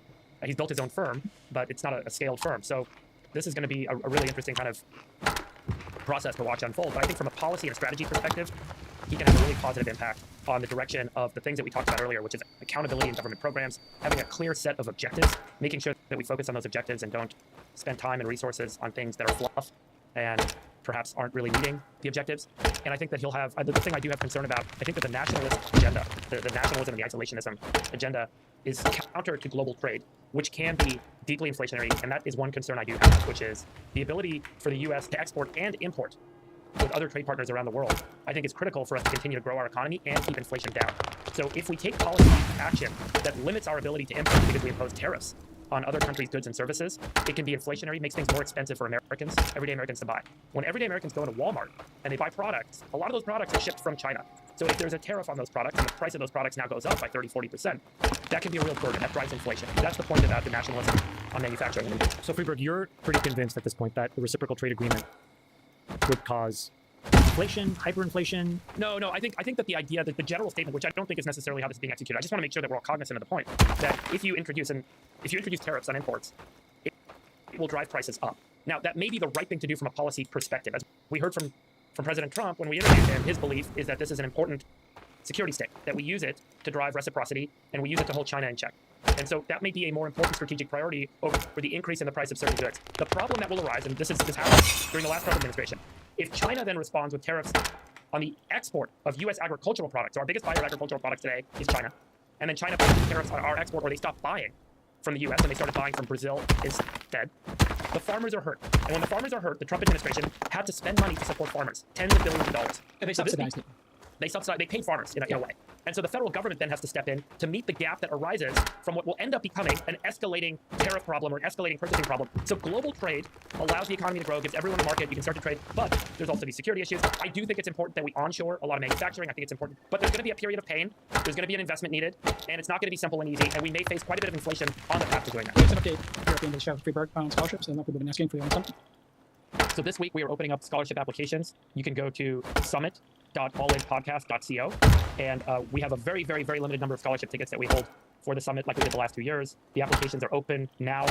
Please get your application in right away because we expect it will be completely overbooked almost immediately. And some of those scholarships are going to be sponsored by Athletic Brewing Company. So thank you to Athletic Brewing Company for paying for a lot of our scholarship recipients to go to the Allen Summit this year. Really exciting programming coming together. We have more details to share in the next couple of weeks. And we do have one more last block of GA tickets that we're going to release. Get your application in on the website, summit.allinpodcast.co for a GA ticket for the last block. Thank you. All right, let's just do one quick business story here since we spent the bulk of the episode talking about politics and current events. Exits creeping back. Sequoia is doing a secondary sale of their Stripe investment, one of the greatest investments of the last decade. And Google is in talks to acquire Wiz. And this is absolutely amazing news for the industry, which has been suffering from a lack of distributions. As you can see in this chart, Chamath, after 2021, exit values just plummeted. And there are some signs of life now. Let's start with Sequoia buying back some Stripe shares from its own LPs. Sequoia Capital has invested $517 million in Stripe. That's currently worth about $10 billion. 20X, Michael Moritz, led the seed and Series A. Sequoia offered to buy back $860 million in Stripe shares from LPs in its legacy funds. Those are the funds between 2009 and 2012.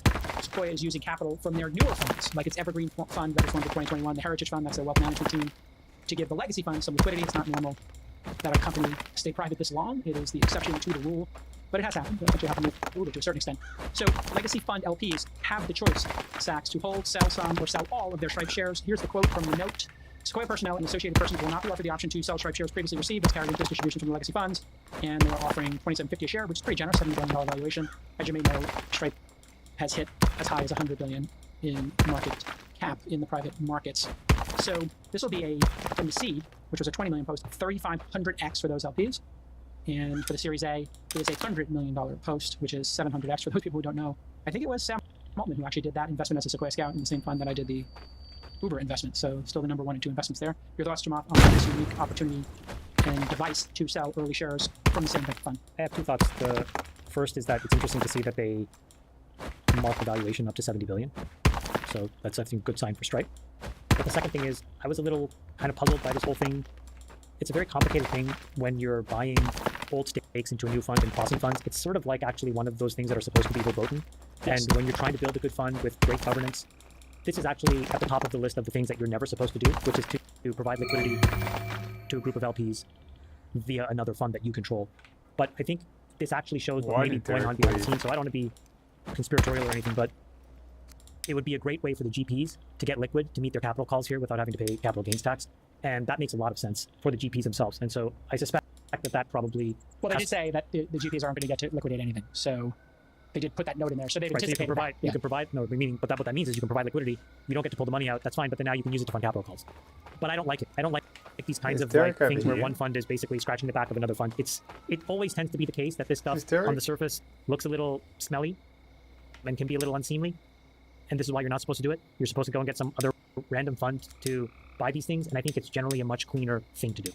And the hygiene of it is clearly what we see Sachs in that documentation, giving people choices. You can make your own choice. We're not taking carry. We're not selling our shares, but we're only selling 10%. So they did go to extreme measures, I guess, to outline that. But your thoughts on this type of sale? It happens in private equity all the time, I understand. But we don't see in the venture all that often. What are your thoughts on this providing liquidity to the 14-year-old funds? Well, first of all, there's a Kid Rock concert going on behind me. I had to Sorry, that's myself. distracting for No, you. no, it's going to be lit. That's all I can say. If he's introducing President Trump, it's going to be pretty baller tonight. We're taping on Thursday, obviously.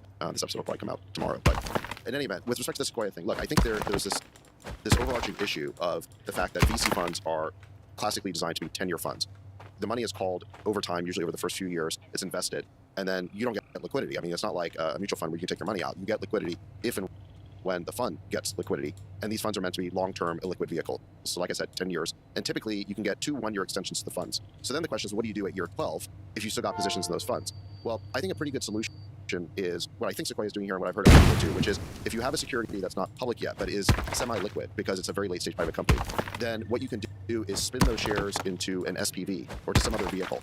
And you let new investors come in and buy those shares at some price, and then you give the option to your old investors, do you want to sell or do you want to roll into the new vehicle? So nobody is forced to give up their ownership position. If they want to get liquidity, and there's sufficient demand on the buy side that you can get them that liquidity, it's a really elegant solution. I can't say I know exactly all the details of what Sequoia is doing because they've got this 2-tier fund structure that makes it a little different. But I have seen in other cases, people have distributed shares into an SPV, and then new buyers come in, participate, and then the old investors get to decide whether they roll or sell. So it's a pretty good way of handling this. And the valuation, just to, sorry, but this valuation is based on black gold, right? So that's the one thing about Sequoia that's a little different is, remember, it's their kind of like the global mega fund that's buying the shares as opposed to an SPV. Normally what would happen in terms of figuring out the price is you'd want to use some sort of validated secondary price, but obviously it'd have to be a market clearing price where new money wants to come in at that price. And this is a little bit different because it's their pre-existing fund that's buying at that price. And so how do you sanity check the valuation?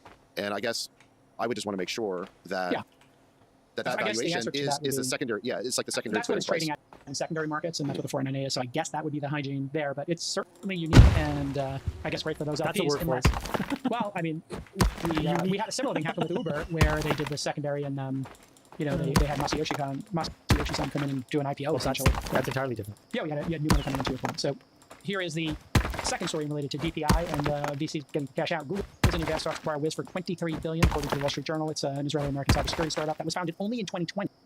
Backed by Sequoia Index, Insight, and Andreessen and others. One of the fastest growing startups ever, reaching $500 million ARR in 4.5 years. Google will be paying 46x forward revenue. They think they'll have $1 billion in ARR sometime next year. And what are our thoughts on this in terms of M&A? You saw it on this AT&T hack of Snowflake.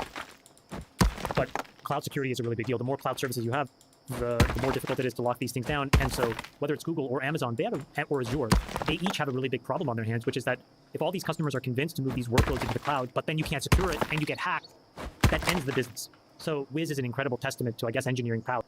I don't exactly know, to be honest with you, the quality of the product.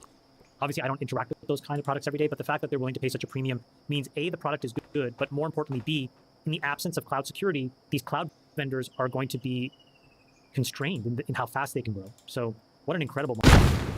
What an incredible market. I have to say, these two things have really helped the climate in the LP community. This past week, a lot of chatter about IPOs that are getting filed and that we could be ending the drought. And people were feeling very, very pessimistic about venture as a category. And I think these two things have changed a lot of people's feelings on that. So good work there. And I think it also signals maybe some regime change expectation stacks. Yeah, Lena Khan maybe getting booted when this regime change occurs in next year, and then maybe more M&A will occur. What's Trump's and J.D. Vance's position in your mind on M&A and Lena Khan? Sachs, if you had to interpret it. Well, something that's very interesting is that J.D. Vance has been relatively positive towards Lena Khan. That's the weird He's part, one of Lena Khan's few Republican fans. And the reason for that is because Lena Khan, for all of her faults, and we've described them here, has been willing to take on big tech. The fact of the matter is that the top handful of tech companies, the Microsofts, the Googles, Amazon, these are big tech monopolies. There's just no way around that fact. And they do need to be closely watched and supervised and regulated with respect to their market power. And I do think they use their market power in inappropriate ways, as we've discussed on this podcast. I sometimes think that Lena Khan, in her approach, has been a little bit more of a cleaver when she needed to use a scalpel. I don't think that she should stop some of these, what I would call R&D acquisitions, from taking place, where there's no accretion of market share, but rather startups being bought because they contribute a useful piece of technology. I don't think you want to shut down that part of the market. Lord knows we don't have enough exits as it is, like we were just talking about. So I think, it would be great if we could kind of massage Lena Khan's approach a little bit, but I think that it is a good thing that she's not willing to just roll over and let the big tech companies do whatever they want. And I think J.D. Vance appreciates that about her. So look, I don't think that Lena Khan's going to be running that agency in the second Trump administration. But I think How this much could of be the about problem with Republicans, though, Sachs, is the freedom of speech issue and Republicans being banned on the social platforms, including it up to Trump? I mean, if that issue wasn't there, I think you would probably see maybe a different approach, yeah? Well, I think it's a huge issue because the fact of the matter is you've got these tech monopolies who are using their monopolistic market power to put their thumb on the scale of our political discourse in favor of one side versus the other. So obviously, if you're on that side of the aisle, you're going to be up in arms about that. You're not going to be happy about that. And I do think that given their market power, they have an obligation not to distort our democracy by artificially suppressing one side of the debate. Yeah. So I think that, yes, Republicans should be up in arms about that, and they should be resisting censorship. And J.D. Vance specifically mentioned censorship in his speech. That seems to be his main issue. I think we'll see under Trump a lot more mid-market M&A. If I were to, let's call it under $100 billion. $100 billion acquisition would be fine with me, under 100. Well, I really like the part of his speech where he said that in a healthy democracy, we debate ideas, and that's good. We even have debates in the Republican Party, and that's good. The last thing we want to do is censor the marketplace of ideas. Gosh, I mean, are we going to hear anything like that from the Democrats when they do their convention? Well, in breaking news, as we wrap up this program, the hot swap summer will continue, apparently. Biden is predicted to resign this weekend. We'll see if it happens. Speedrun primary. Nostradamus is predicting it happens. Nostradamus. Stick with my Nostradamus. Sorry. Nostradamus will keep his position. The hot swap is coming. Well, Jake, at this point, I think you were right about Biden stepping aside.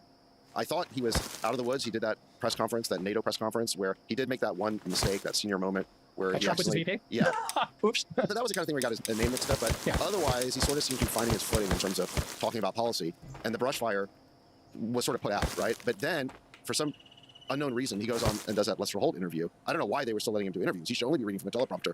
And he mixes up, he forgets the name of his Secretary of Defense, Lloyd Austin, and he just refers to him as the black man. The BET, yeah. As a BET interview. So he did the Lester Holt interview, which was not good, and then he did the BET interview, which Well, the was a money's disaster. dried up, right, Chamath? So once the money goes, it's over. Well, yeah, and he also did a horrible one with 360 with Speedy Mormon, and that was a train wreck. There was a couple moments there that were just total gas. I mean, they say Pelosi and Schumer told him it's over, and I guess that means, and Katzenberg, You're right, Jason. When the big money is gone and they make the call, Yeah. it's done. it's done. Isn't that amazing? I think back.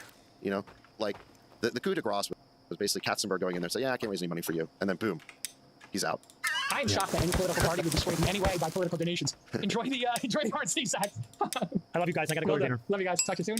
For the chairman dictator, the architect David Sack, and yourself in the science who got that a little bit early.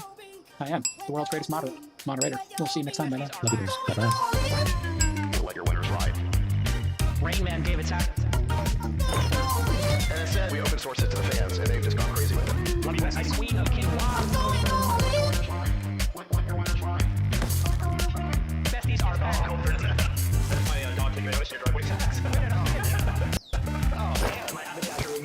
You should all just get a room and just have one big huge orgy because they're all just useless. It's like sexual tension that they just need to release somehow. You're a beat. We need to get Murphy's are back.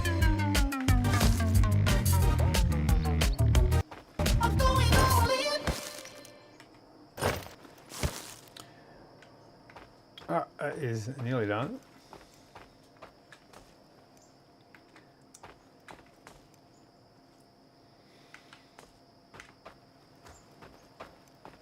Are these just hardwood, all of them? My God, they are.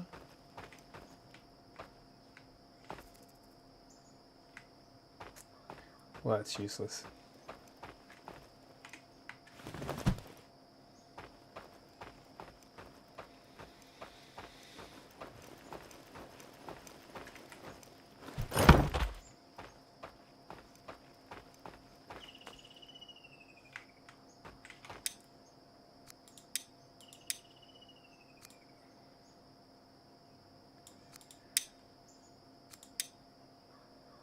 All right, you know what?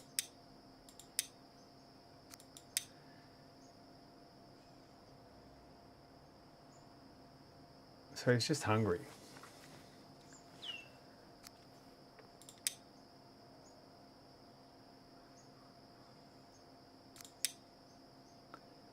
I'm just going to make the leisure one.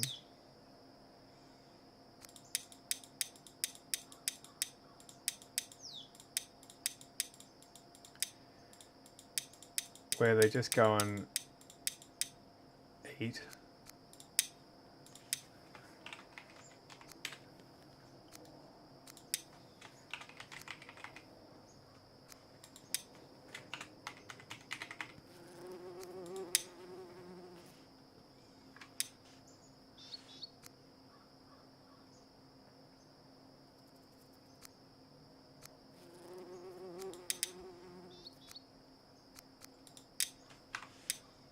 What's his name? Emily. You two, just go leisure it up for a minute. I might actually put him back on the warehouse, but just Emily. But it's all leisure.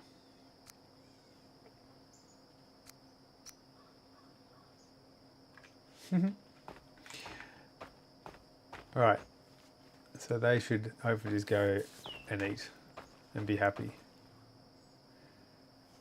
What a fucking strange place for a rock. Okay, so here we need a couple of fences.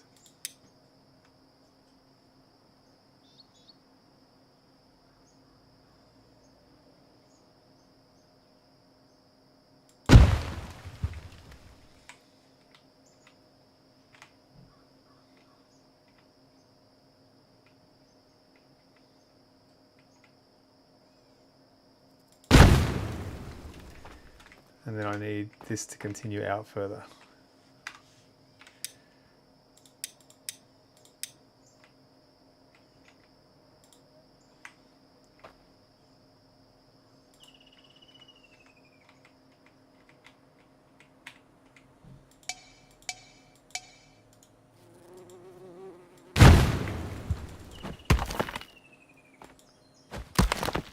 Beautiful. And a bit more.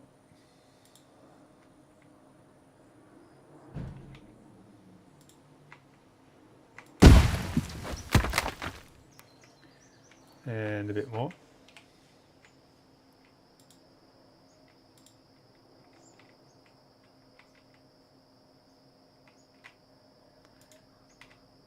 Back a bit.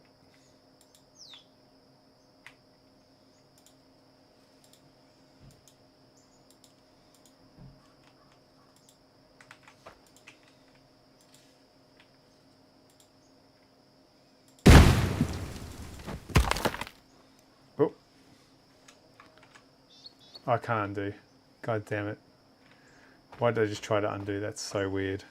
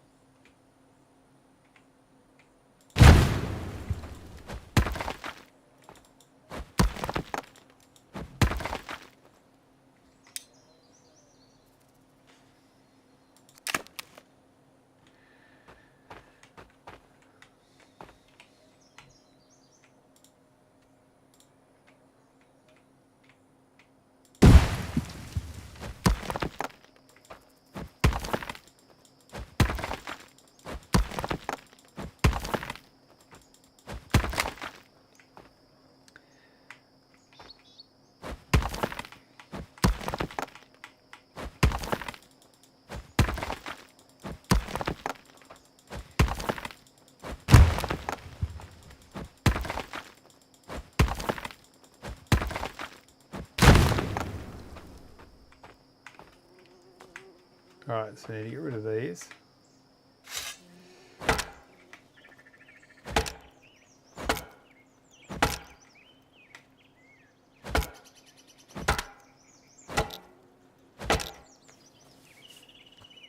Okay. And then we just need to try and make this work.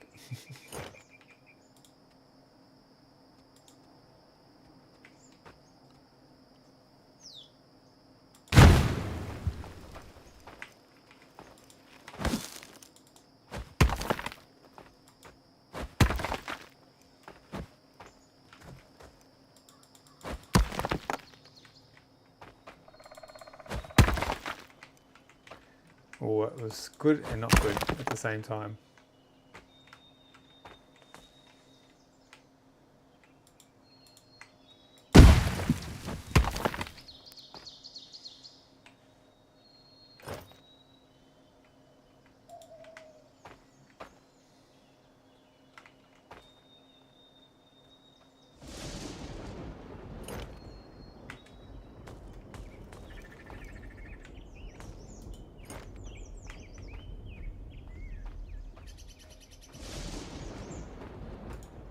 Oh wait, this is still here.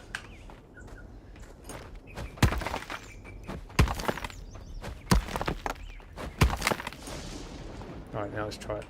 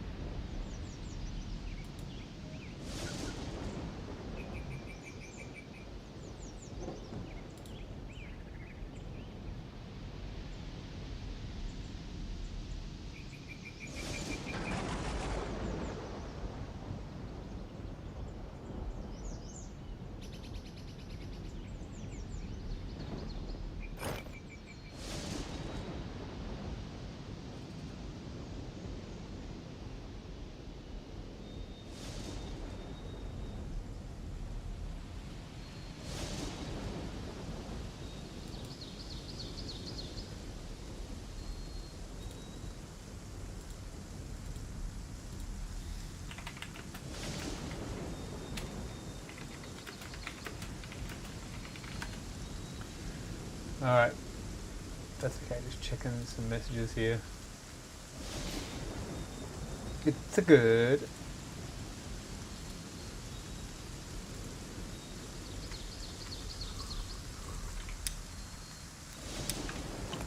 Now, did I make those people happier? Let's see, because they just had full leisure time. 26, 22, yes. Significantly increasing. So that's how you do it. It's a little trick that I will continue to use.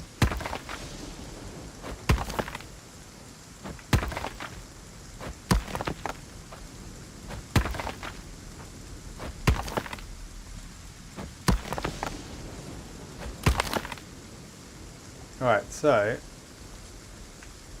this will be a channel here, if it works the way I want it to. And then this here, which is much higher than that there, should technically work by dropping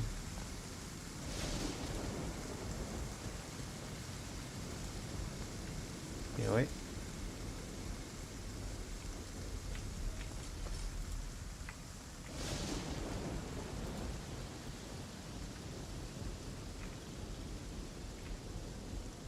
So that's where it's going to be there and there.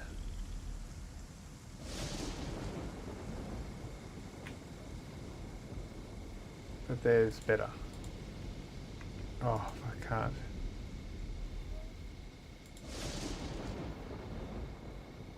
Is that it? Yeah, okay. So then we just do this one. Beautiful. And that will be all we need for there. So we just run this all the way through, which should be able to continue from there.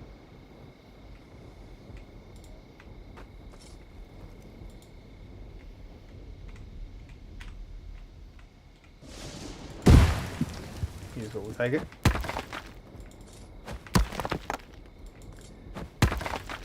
To be the channel, which hopefully is as low as I need. And then we can build the other one up.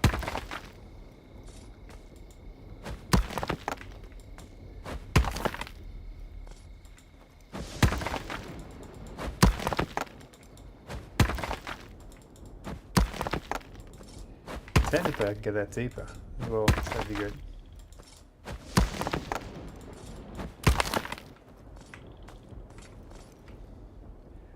Give me Birch, I don't need you up there.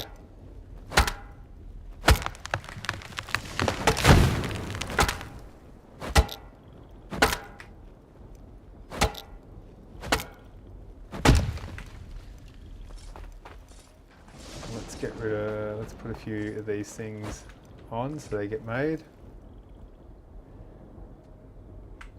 It's already on there.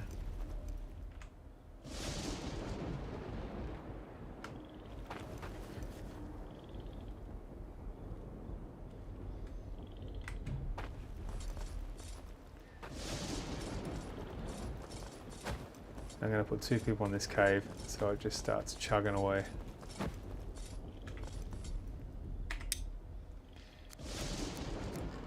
See who have we got? Only you two? Ivar, are you a day or a night?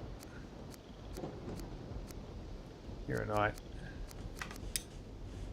Let's put a daytime on there.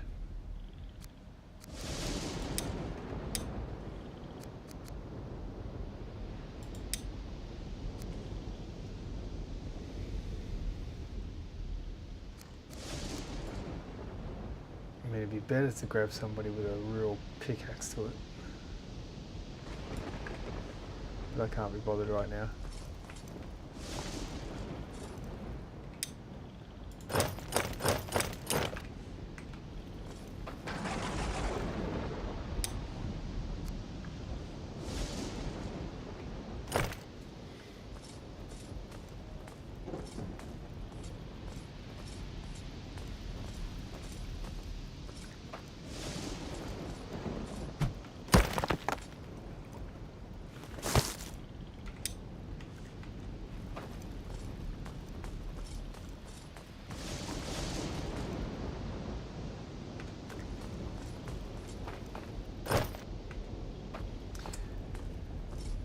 Technically I could just make a bunch, take a cart back filled with that ore. It would save them having to do it. Oh fuck it, I might as well. Do I have a torch? I do not. Wait, no, I've got 12 days to finish this up first. So let's just do that first. Get rid of these trees.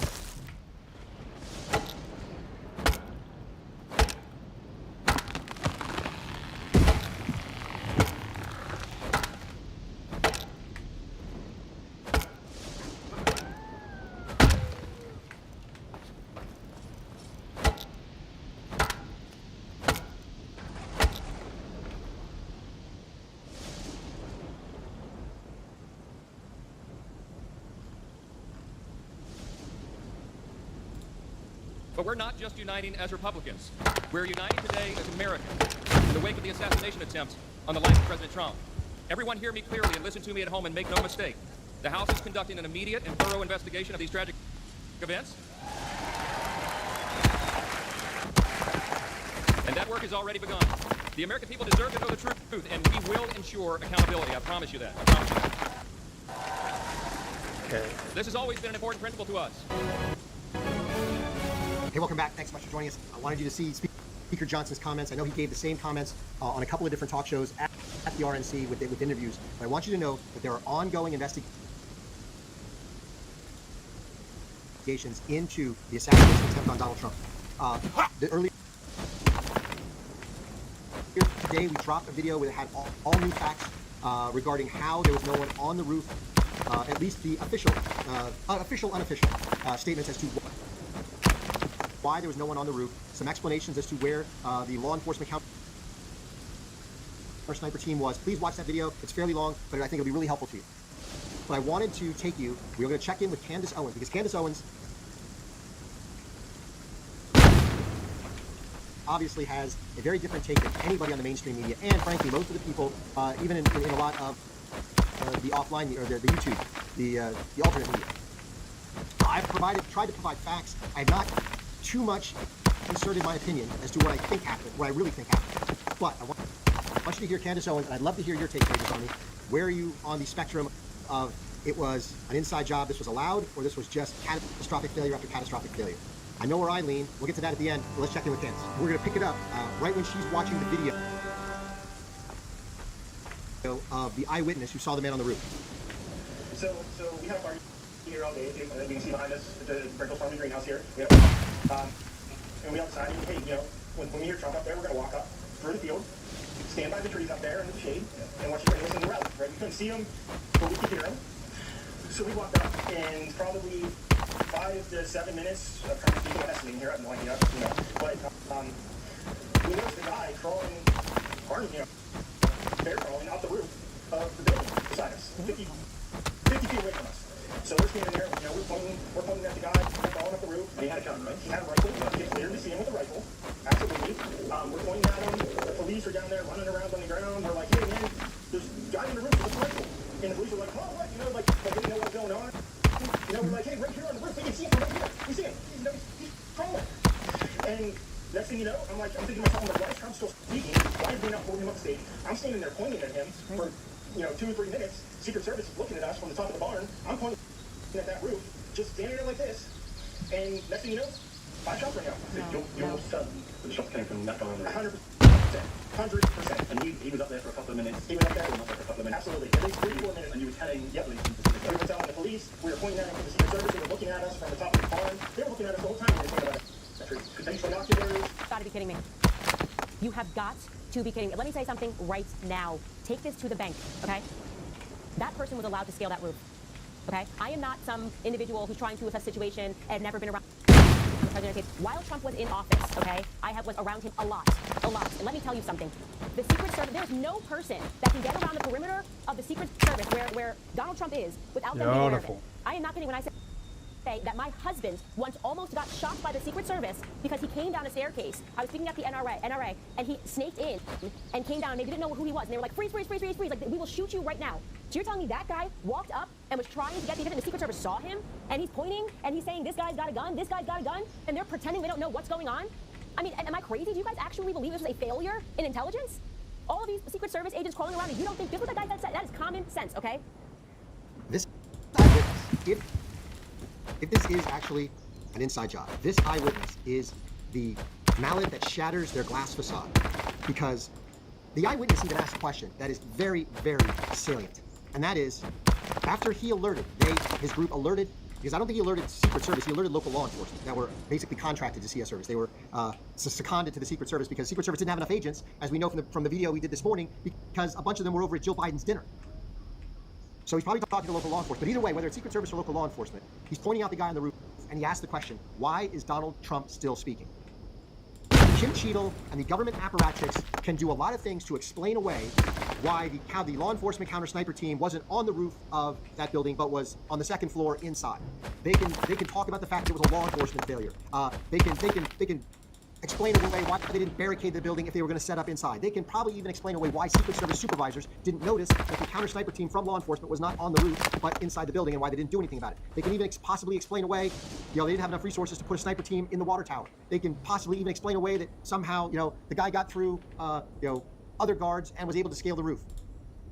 They can even explain away why we lost in 26 minutes prior, but they cannot, as an organization, explain and the SOD survey and all their elements and make them public so that anybody can read them. Because we'll be able to discern for ourselves in a lot of ways exactly what happened, because it'll all be in writing what was supposed to happen. And I love what she said. I don't effing believe it. Potentially get on a roof, because you know what? This has happened in the past. People have been shot from roofs. People have been shot from windows. There was a 0% chance that some random person with a rifle was able to scale a roof. Every single roof. Every single one. And then you come to this Butler PA rally, and whether it's is it just because of a lack of resources, or is there a broader, more nefarious plan? But because of lack of resources and other decisions, which we don't know what those decisions were, you only had counter sniper teams on 2 of them, on the barn behind where President Trump was speaking. There was no counter sniper team on the water tower. There was a counter sniper team inside the building where the shooter was. The hell were they doing inside the building? And if you buy Kim Cheadle's, because there was a slope on the roof and it presented a hazard, then I'm with Candace. Then yeah, I've got a Brooklyn Bridge that I can sell you. It's cheap. Candace is not afraid of getting canceled or demonetized or anything else, but she's absolutely right that there are some serious unanswered questions. And I hope Speaker Johnson's investigation bypasses the FBI and go straight to the heart of the matter. Like I said, they've got to pull those documents, the SOD survey. They've got to get the names and interview every single Secret Service agent that had anything to do with this. They have to ask all of them, why was President Trump on the spot, knowing that there was a credible threat 26 minutes prior that had disappeared? Why was he on the spot 5 to 7, and even if it's less, even if that gentleman is off on his time, even if it's 2 to 3 minutes, when he alerted local law enforcement, who everybody has a radio, there's enough that a police officer climbed the roof and confronted the perp, who pointed a gun at him, and then the police officer fled. In the minutes that it took for that police officer to climb that roof, why was President Trump on the spot?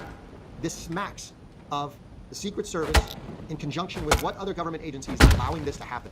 And it's not a place where I want to go. But let's be honest, John F. Kennedy was assassinated by the CIA. Everybody knows it. It's the unwritten truth. No one's willing to talk about. Lee Harvey Oswald did not shoot a bullet that makes three 90-degree turns. That is a hogwash story. He was shot from the grassy knoll, and everybody who was on that knoll is dead. And most of them were dead within a couple of months of that. That was back when nobody had cell phones, and it just so happened that the Magruder film was there. One film. In today's day and age, they've got to be far more careful in planning this kind of stuff so that it looks like a lone wolf.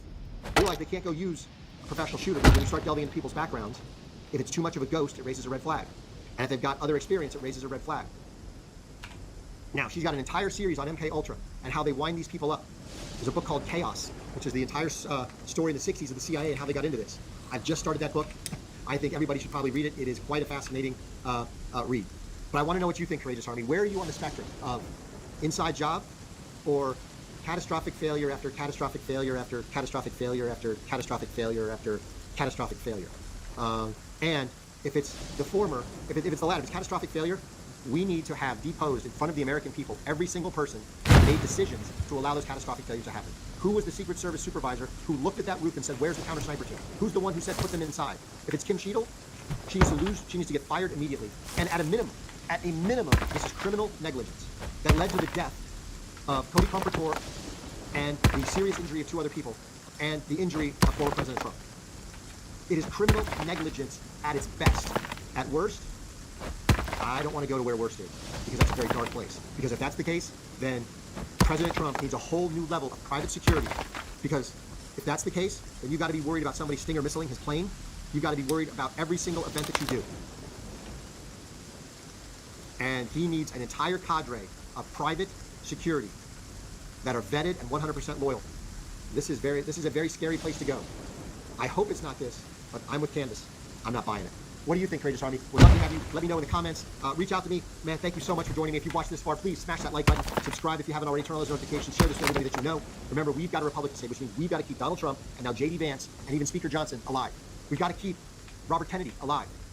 And make no mistake, Joe Biden's on the outs with the establishment. He is also at risk, because he's refusing to step down from the DNC nomination, even though more and more Democrats are calling for him to do so. If he entrenches himself enough, guarantee you that he is at risk as well.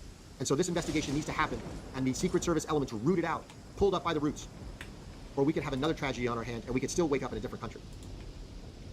So please call your congressmen, your senators, demand that this investigation be thorough and that it completely bypass the FBI nonsense.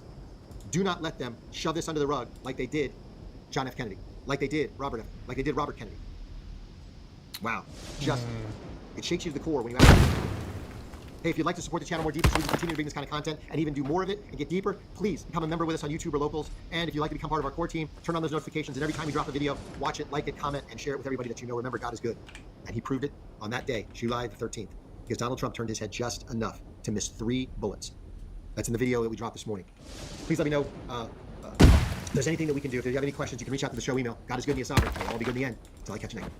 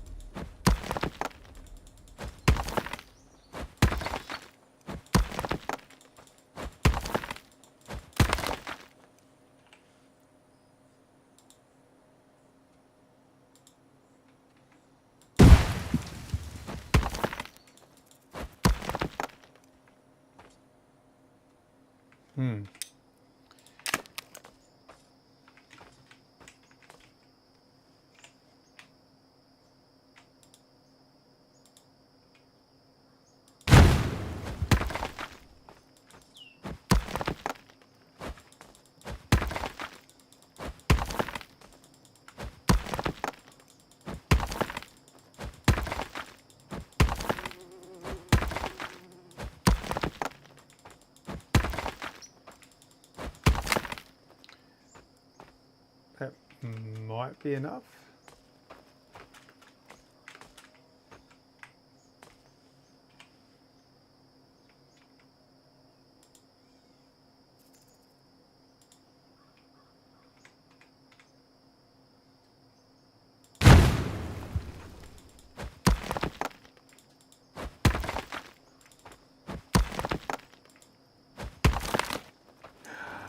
No. Fuck.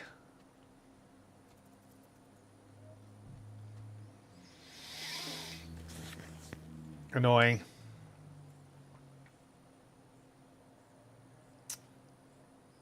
What if I just built a shithole for now? Okay, just needs a couple of rocks.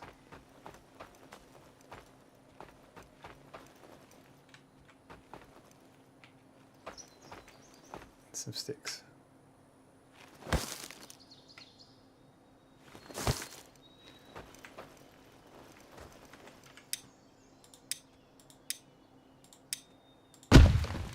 I just realised I don't even have any food, so maybe I just get this last little bit done.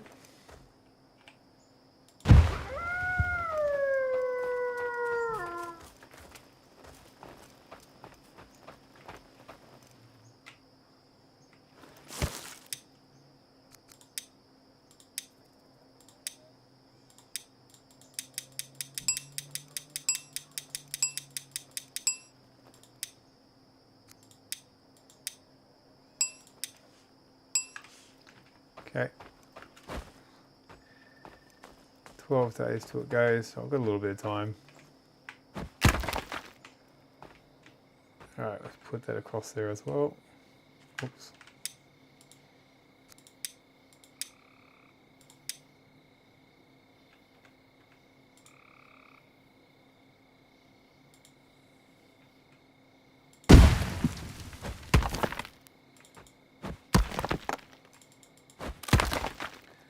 Right, that should technically be enough for now. I'm hoping.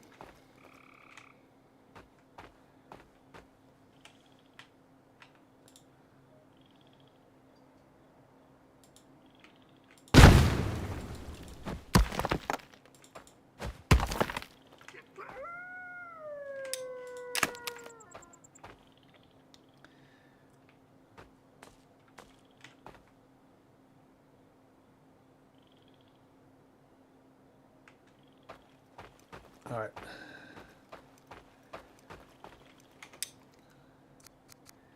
Let's see how these other guys are going from the far stuff.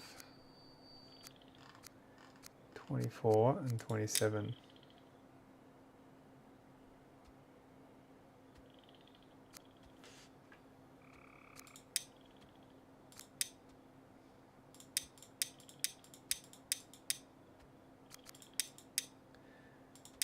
Let's add that in as well. And let's call it leisure sleep.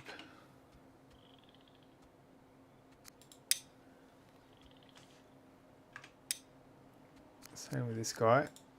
Let's give him the same.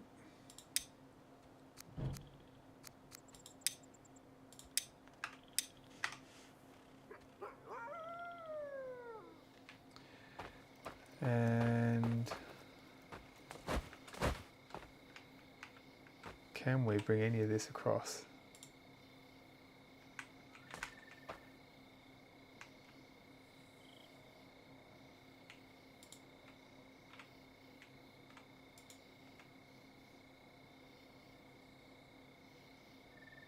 Nope.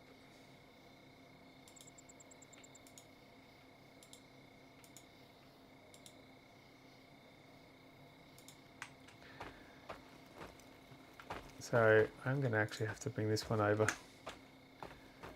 But my food's going to run out, so I have to go. Let's just do this.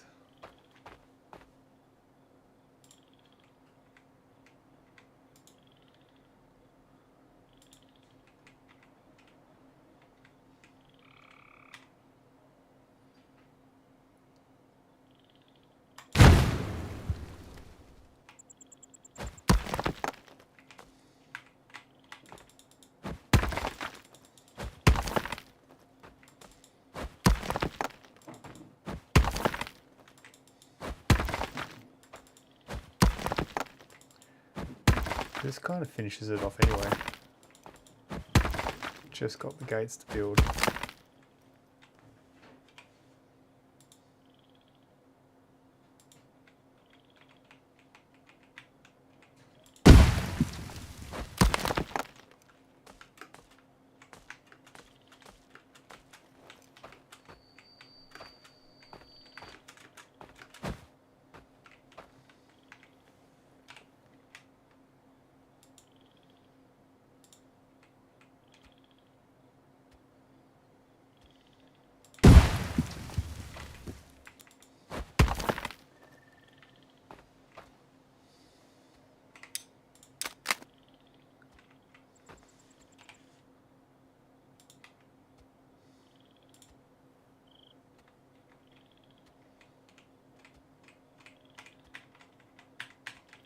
Saw a flash of green for a second there.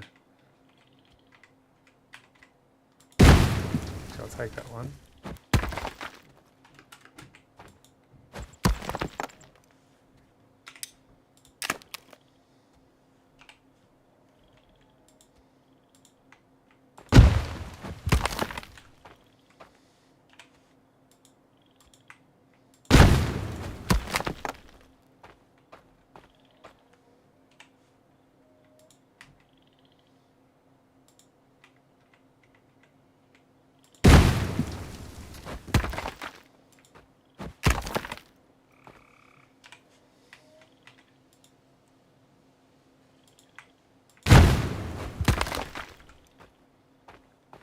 Nearly there, but I gotta run back before my food runs out.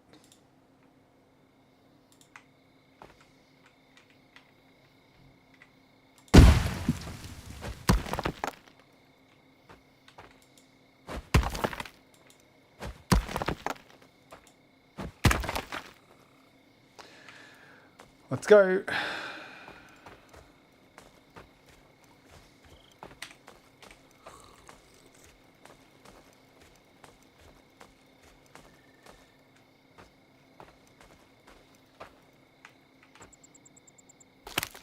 Just eat those to keep us going.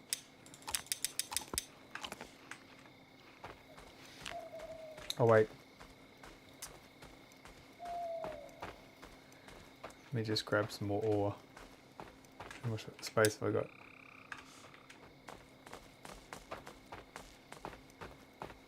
Wait, I need can I make a torch? Very shortly. Fuck, can't see shit.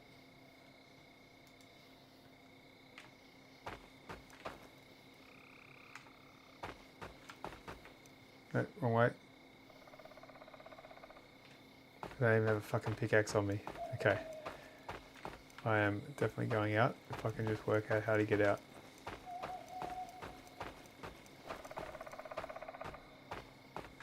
Oh my god.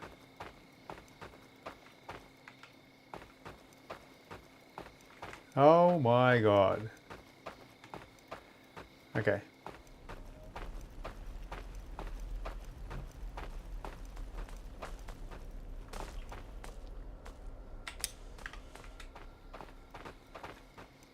Let me grab this and then head back.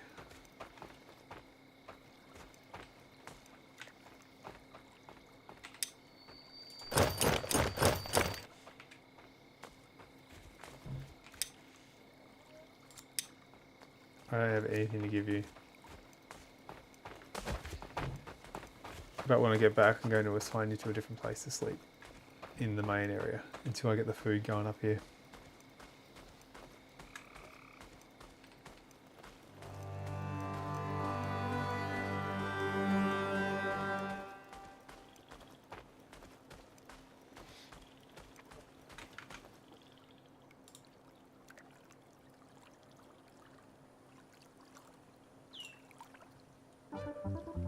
All right, today we're playing duo with Snuffy.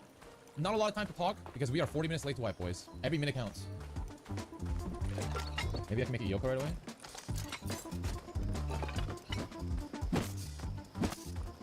I think Snuffy's already on the server. I just called him. He'll be like, "What doing?" And then I'll be like, "What doing?"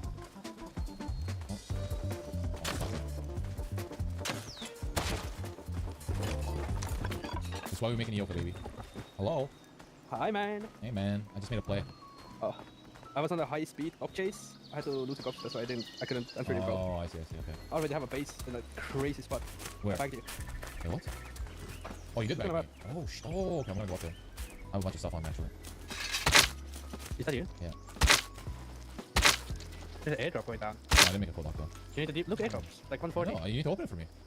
What do here? Man, you're broke. Bro, I got the face up. What did you get? I got 100 scrap. Straight face. I'm living in it right now. I'm here. Awesome. Alright, let's go, man.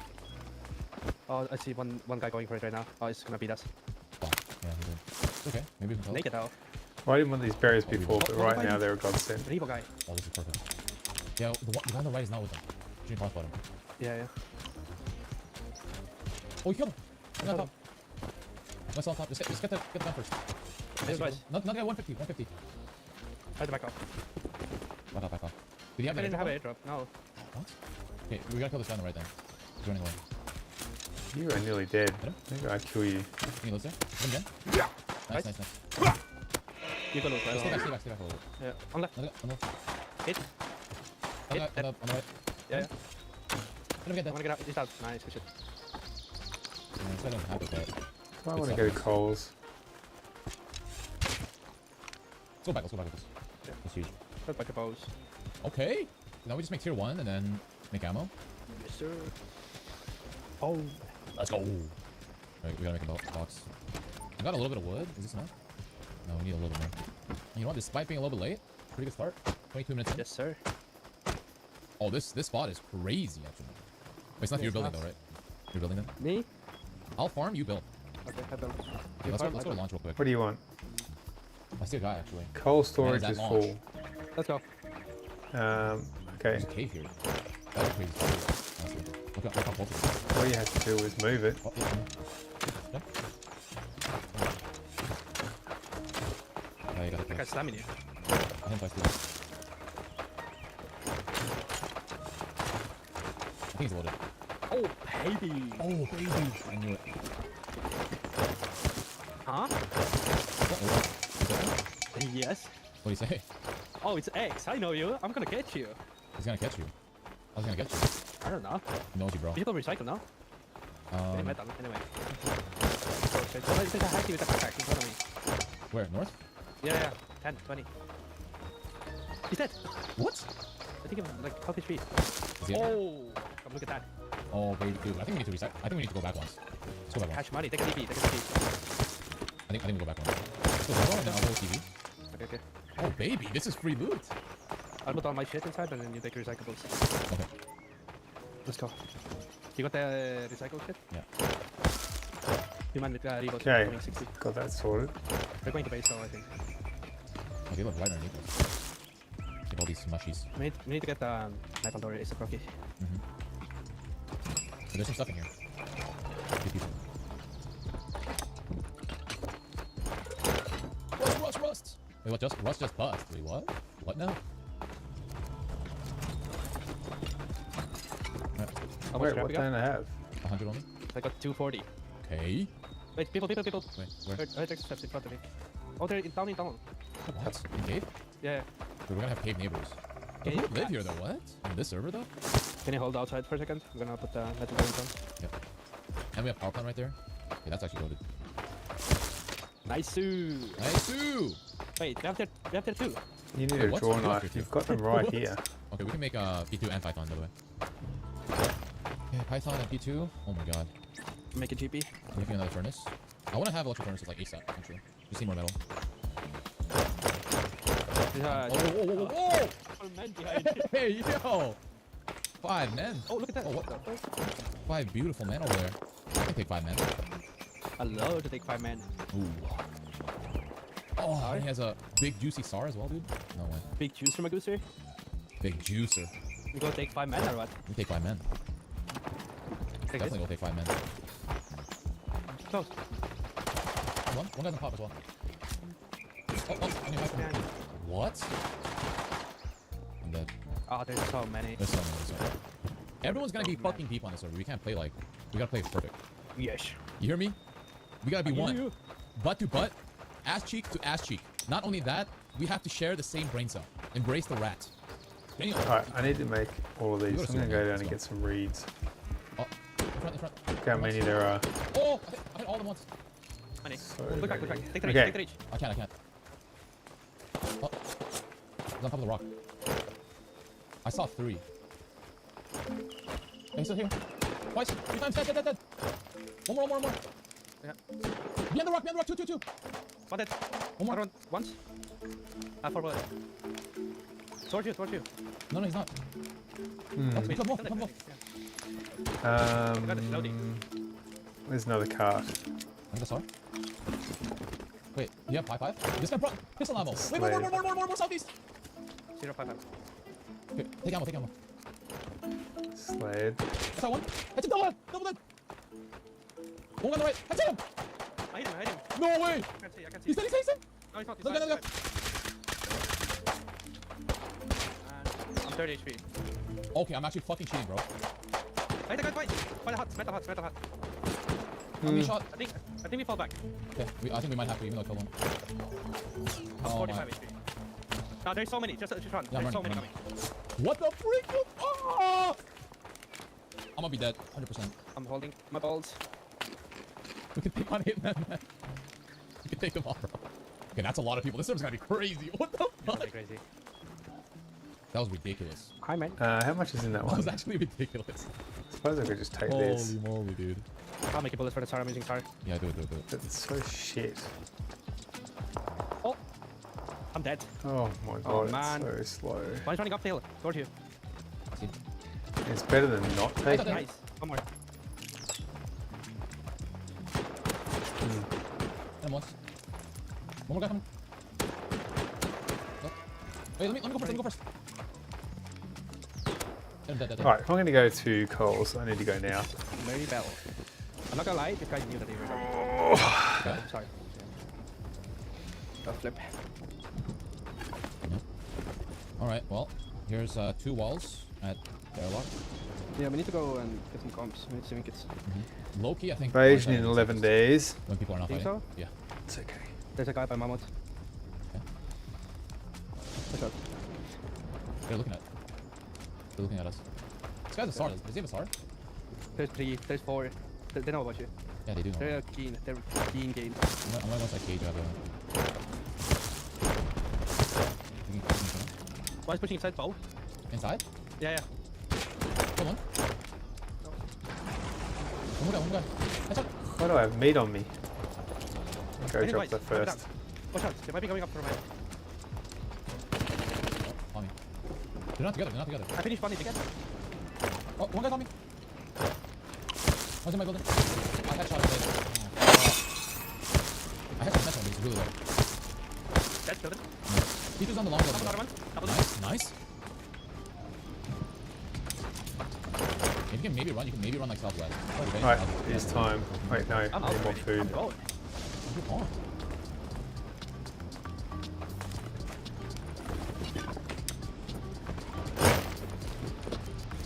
You got my Python back as well? Yeah. Nice. Okay, we really gotta beef up our base, I I'm think. going to go I got get 2 that. I side just need fixes to now, empty so my I think it's entire fine. thing I'm down here. Yeah. Farming montage. for 1 axe and that's it. Wait, there's an airdrop right next to our base. Where? Look above. Like above the tunnels maybe? I mean, cave? I don't see Look anything. above cave. Oh, wait, what the fuck? Are we going or going? Yeah, we gotta go for that. I'm Alright, gonna get my Python then. so I'll keep that. I'll put everything else away. Okay. Can you get on top? Top of you. Do I want to keep a hammer? You good? No. I wall up. Wait, I'm behind this. I'm taking it. I'll keep the pickaxe. He's pushing the right. He's pushing And the the rest will be just there. right. Sit down. Take a seat, bro. More. I'm dead. Oh no. Still one more. Where is he? Come on. I'm going down though. I only have 2 bullets. Actually, I don't know. I got like 7. Alright, let's go. Headshot. Where's my Dead. What dead? Oh my god, get fucking sled? Can you take that M39 out of my hands, please? Get the fuck out of here. Respectfully, of course. Take this. I don't want to use the gun. There's someone. I'm going back to base.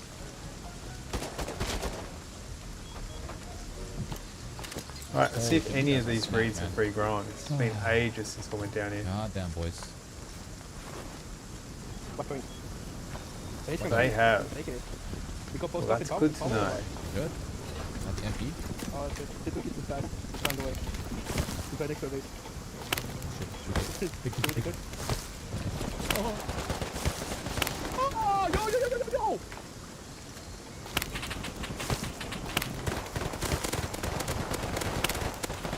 It's fucked up. I think it's going down. Might Yeah, be- it might be. is. No. I think it's not really on its end. Yeah, it's okay. It's going fast. Wow. Well, there's no more that way. 80. You have Aska Go ready? this way. I actually don't. Oh no. Okay, we got We this. need to wait. You are him. Are you him? I'm him. You're him. I'm fucking him. Wait, what? I am him without the fucking. Hey, yo. I'm waiting. Oh, right in front of us. Going down the hill. They live right here. Yeah. Wait. We wait. Don't shoot. I don't want to fight right at the base. It's not 2. Wait a bunch. Oh, I see another 3 man. That's 4. There's a, look really far. Oh my god, it's full already. Another 3 man. Okay, I'm just gonna run and get some. I have to go left. Oh, it is AK. Oh, they destroyed Yeah, my I see one. fucking It's by warehouse. our satellite. Yeah. Wait to kill these guys first. Oh, You wanna try? okay. Okay, don't peek it. I'm not. Look at all the They're by the heli. spoiled Okay, by the heli. food. There's 2. He's just catching fish left, right, and There's like centre, fucking 4 of them. and I'm not even There's 2 coming guys in here. collecting it. Should I kill him? LMG? Kill him? Oh my god. Oh, by the truck. I wonder if I put a food warehouse where I just had like Okay. fish racks. If they just go and get the There's fish. another guy above you. Maybe. There's a hazmat close as well, though. He's got a road down to it. He just dropped some shit. What box is there? Come on more. Why is no one else contesting these guys? Alright. Everything I can carry. Maybe kill them? I'm not sure. There's still one guy like really far though. Well, like how are these guys not getting contested? I'm getting closer. Okay, where did I put it? Still one. Another guy twice. Still one. Oh my god, I can never tell where I left my car. Almost got that guy. Almost got the AK. I think I need to push down. It's not where I remember putting it. You got someone up, I think. Headshot one. Oh my god, they're all pushing now. No, I'm down. Let's go. It's not good. Oh no. Really? I stand up, surely. How are these guys so deep? No one is contesting. No one.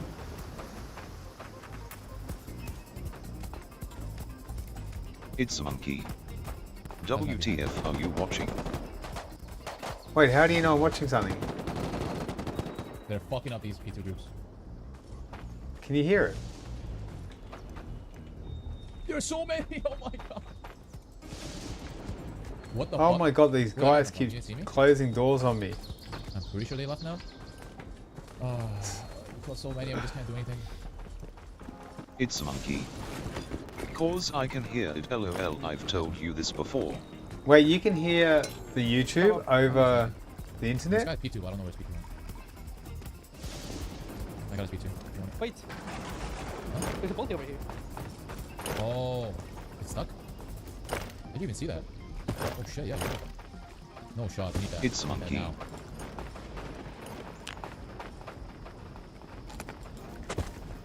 Are we gonna fix the game or what? Oh, it goes through my TDS. I didn't even realize that. It's going well, Jalen Phillips. It's going well. I'm just chilling in Aska. Let's see what you're going to sell me. Jalen, cool. Alright, let's get some of these beds made so I can get these guys out of the shelters.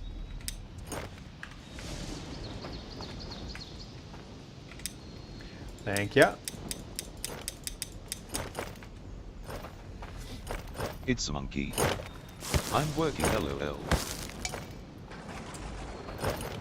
How's work going, monkey? Oh, I don't have a hammer. Oh my god, I need so much more thatch. I'll go get it. Second run. Down we go. It's a monkey. It's work, I guess. I'm climbing Tibbergargan tomorrow for sunrise, and I have to leave at 4 in the morning just to get up there in time. It's going to be super cold. A super cold start to the day.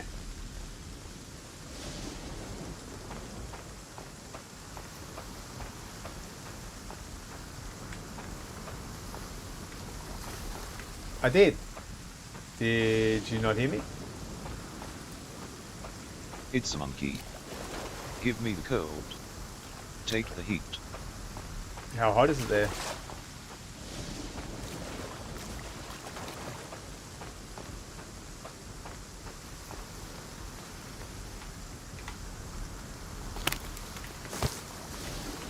I did, Jelen. I did ask you how you were going. You might not have heard me, maybe?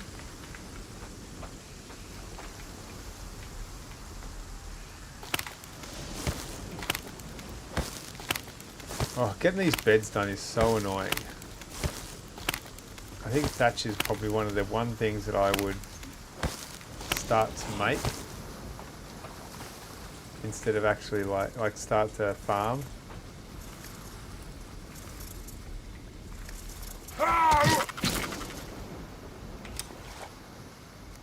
It's a monkey. It's been roughly 95 F on average a day. 35 C. Are you sure, Jelen? Well, if that's the case, all I can do at this point is apologise. Okay, mate. 95 Fahrenheit, 35... Oh, fuck yeah, 35 is pretty hot, dude. That's It's beach monkey. weather. Today it's going to be 77 F//25 C. Oh, 25 is alright. That's comfortable. Depending on the humidity.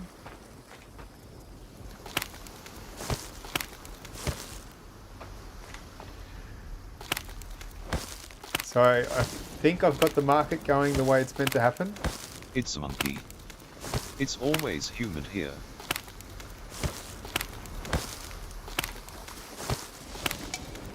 Alright, finally got another full thing. Where is... There it is. Oh, this game definitely takes a bit of time. But I've got things running now where if there's a kind of like blood moon, I don't have to rush back. They can handle it. So that's good. They cause a bit of damage, but not enough to really worry about. It's a monkey. I asked my GF a few weeks ago. Imagine doing 4th of July in winter and Christmas in summer. Yes, that would be interesting. Oh, don't close the door on me. I think I have to break apart some of these creatures. Oh my god, stop closing the door on me, people. It's so annoying. Especially when you've got the cart and you've got to like get off the cart. It's a monkey. Upgrade the flimsy fences. Oh man, I was going to, but I realised you have to click on each one of them and actually do it. And I was like, oh God, do I have the patience to do that? All right, so let me dismantle that one. And this one. Is that a hammer? Oh, there's a villager there. I just can't see him. There he is. Does he have a hammer on him? He does. Oh, good. I'm going to use his hammer. It's a monkey. It is a good game, but they could definitely use some quality of life updates. Agreed.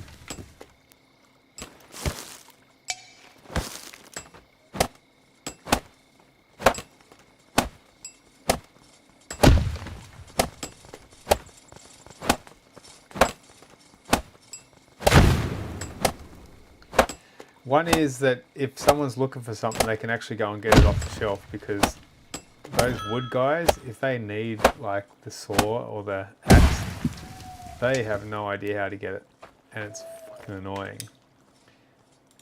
Just quickly.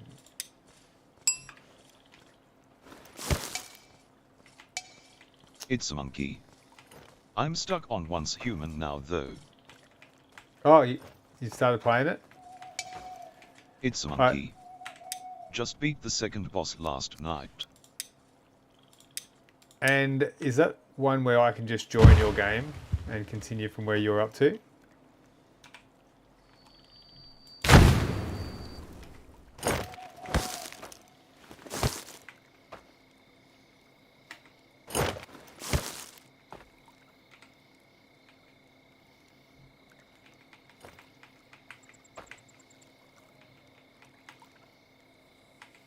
Get up. Get up. It's a monkey. Yeah, it's Mo. No, you can't continue where I'm at. You have to progress. Like, can I join your game though? That's what I'm asking, I guess.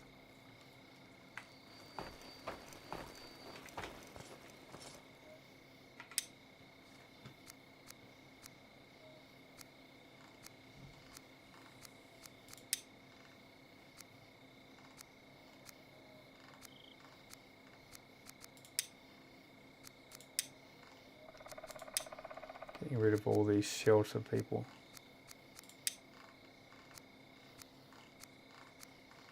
It's a monkey. I have 4 friends that are playing there, but they can't get to me cause they aren't as far as me in progression. I can go back to them and help them though. Gotcha, okay. That's how it works.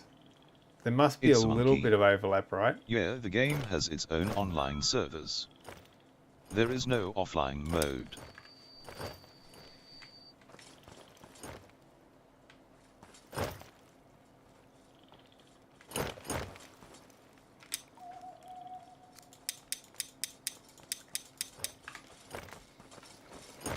Okay, I need this person to wake up. Civ. I can't even get to him because he's inside the bed.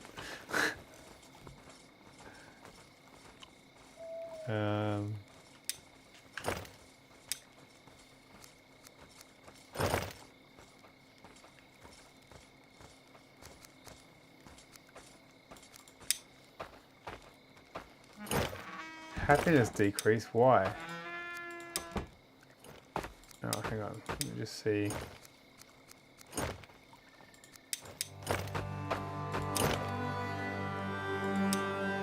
It's a monkey. How much longer you going to be on? I'm not. I'm going to get off and go do something else.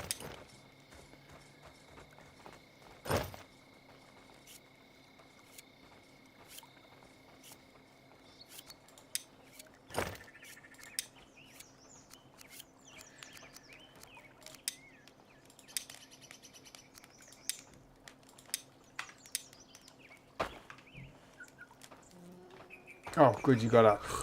Let me disable that bed.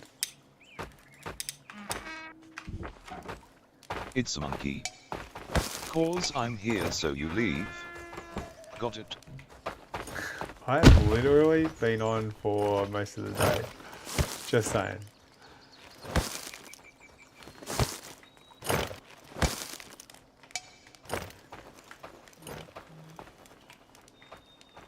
It's a monkey. 3 hours, bro. No, 3 a hours monkey. this time, but I stopped it. That's not most of the day. I stopped it. I did a couple of streams. You can check. You can. You'll be able to see.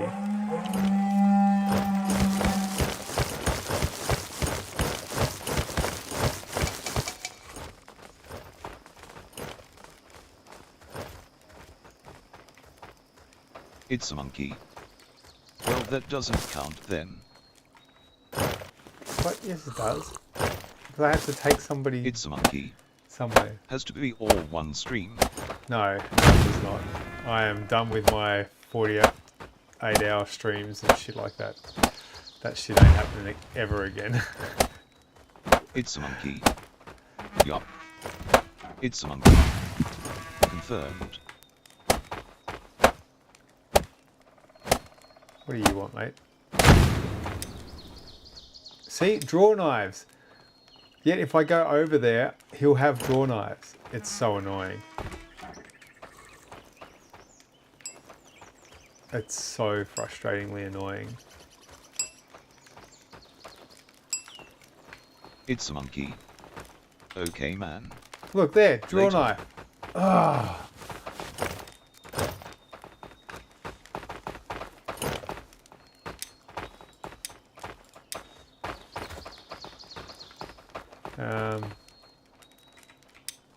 Are you heading off? Okay. I finally made a large pickaxe, which is awesome. Been meaning to make that.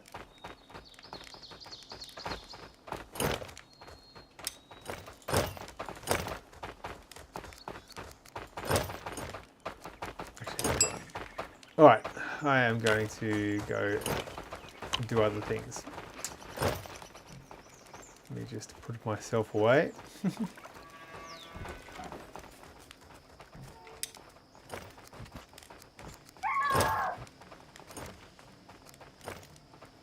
Wait, maybe I should go kill those dogs first. What sort of axe have I got? Yeah, I've got a good axe. Let's go. Let's go kill them.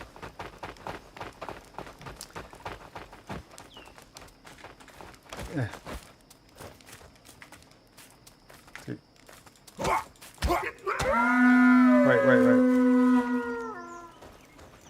Okay.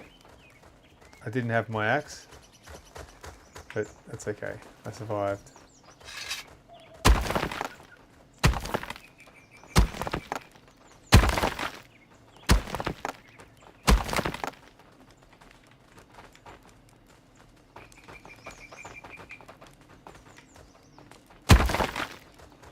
Clean up these bodies.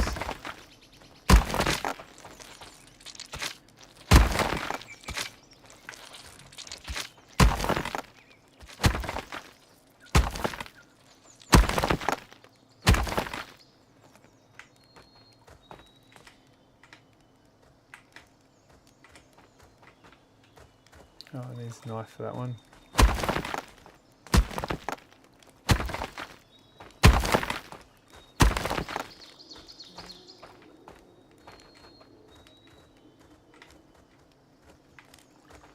What's this need?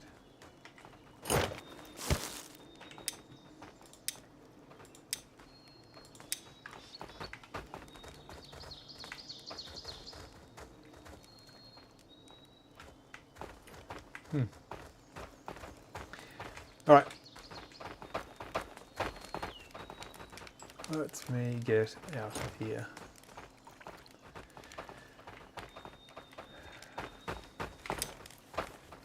All right, so I've got my large battle axe, which is got my hammer.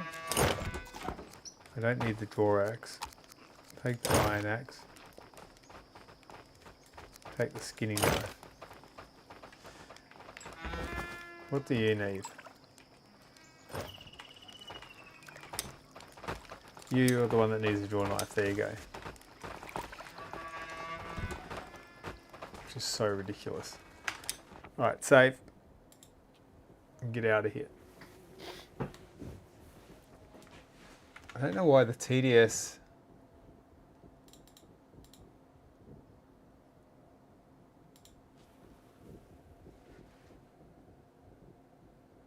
Oh, that's a speech chat one. That should have been all right.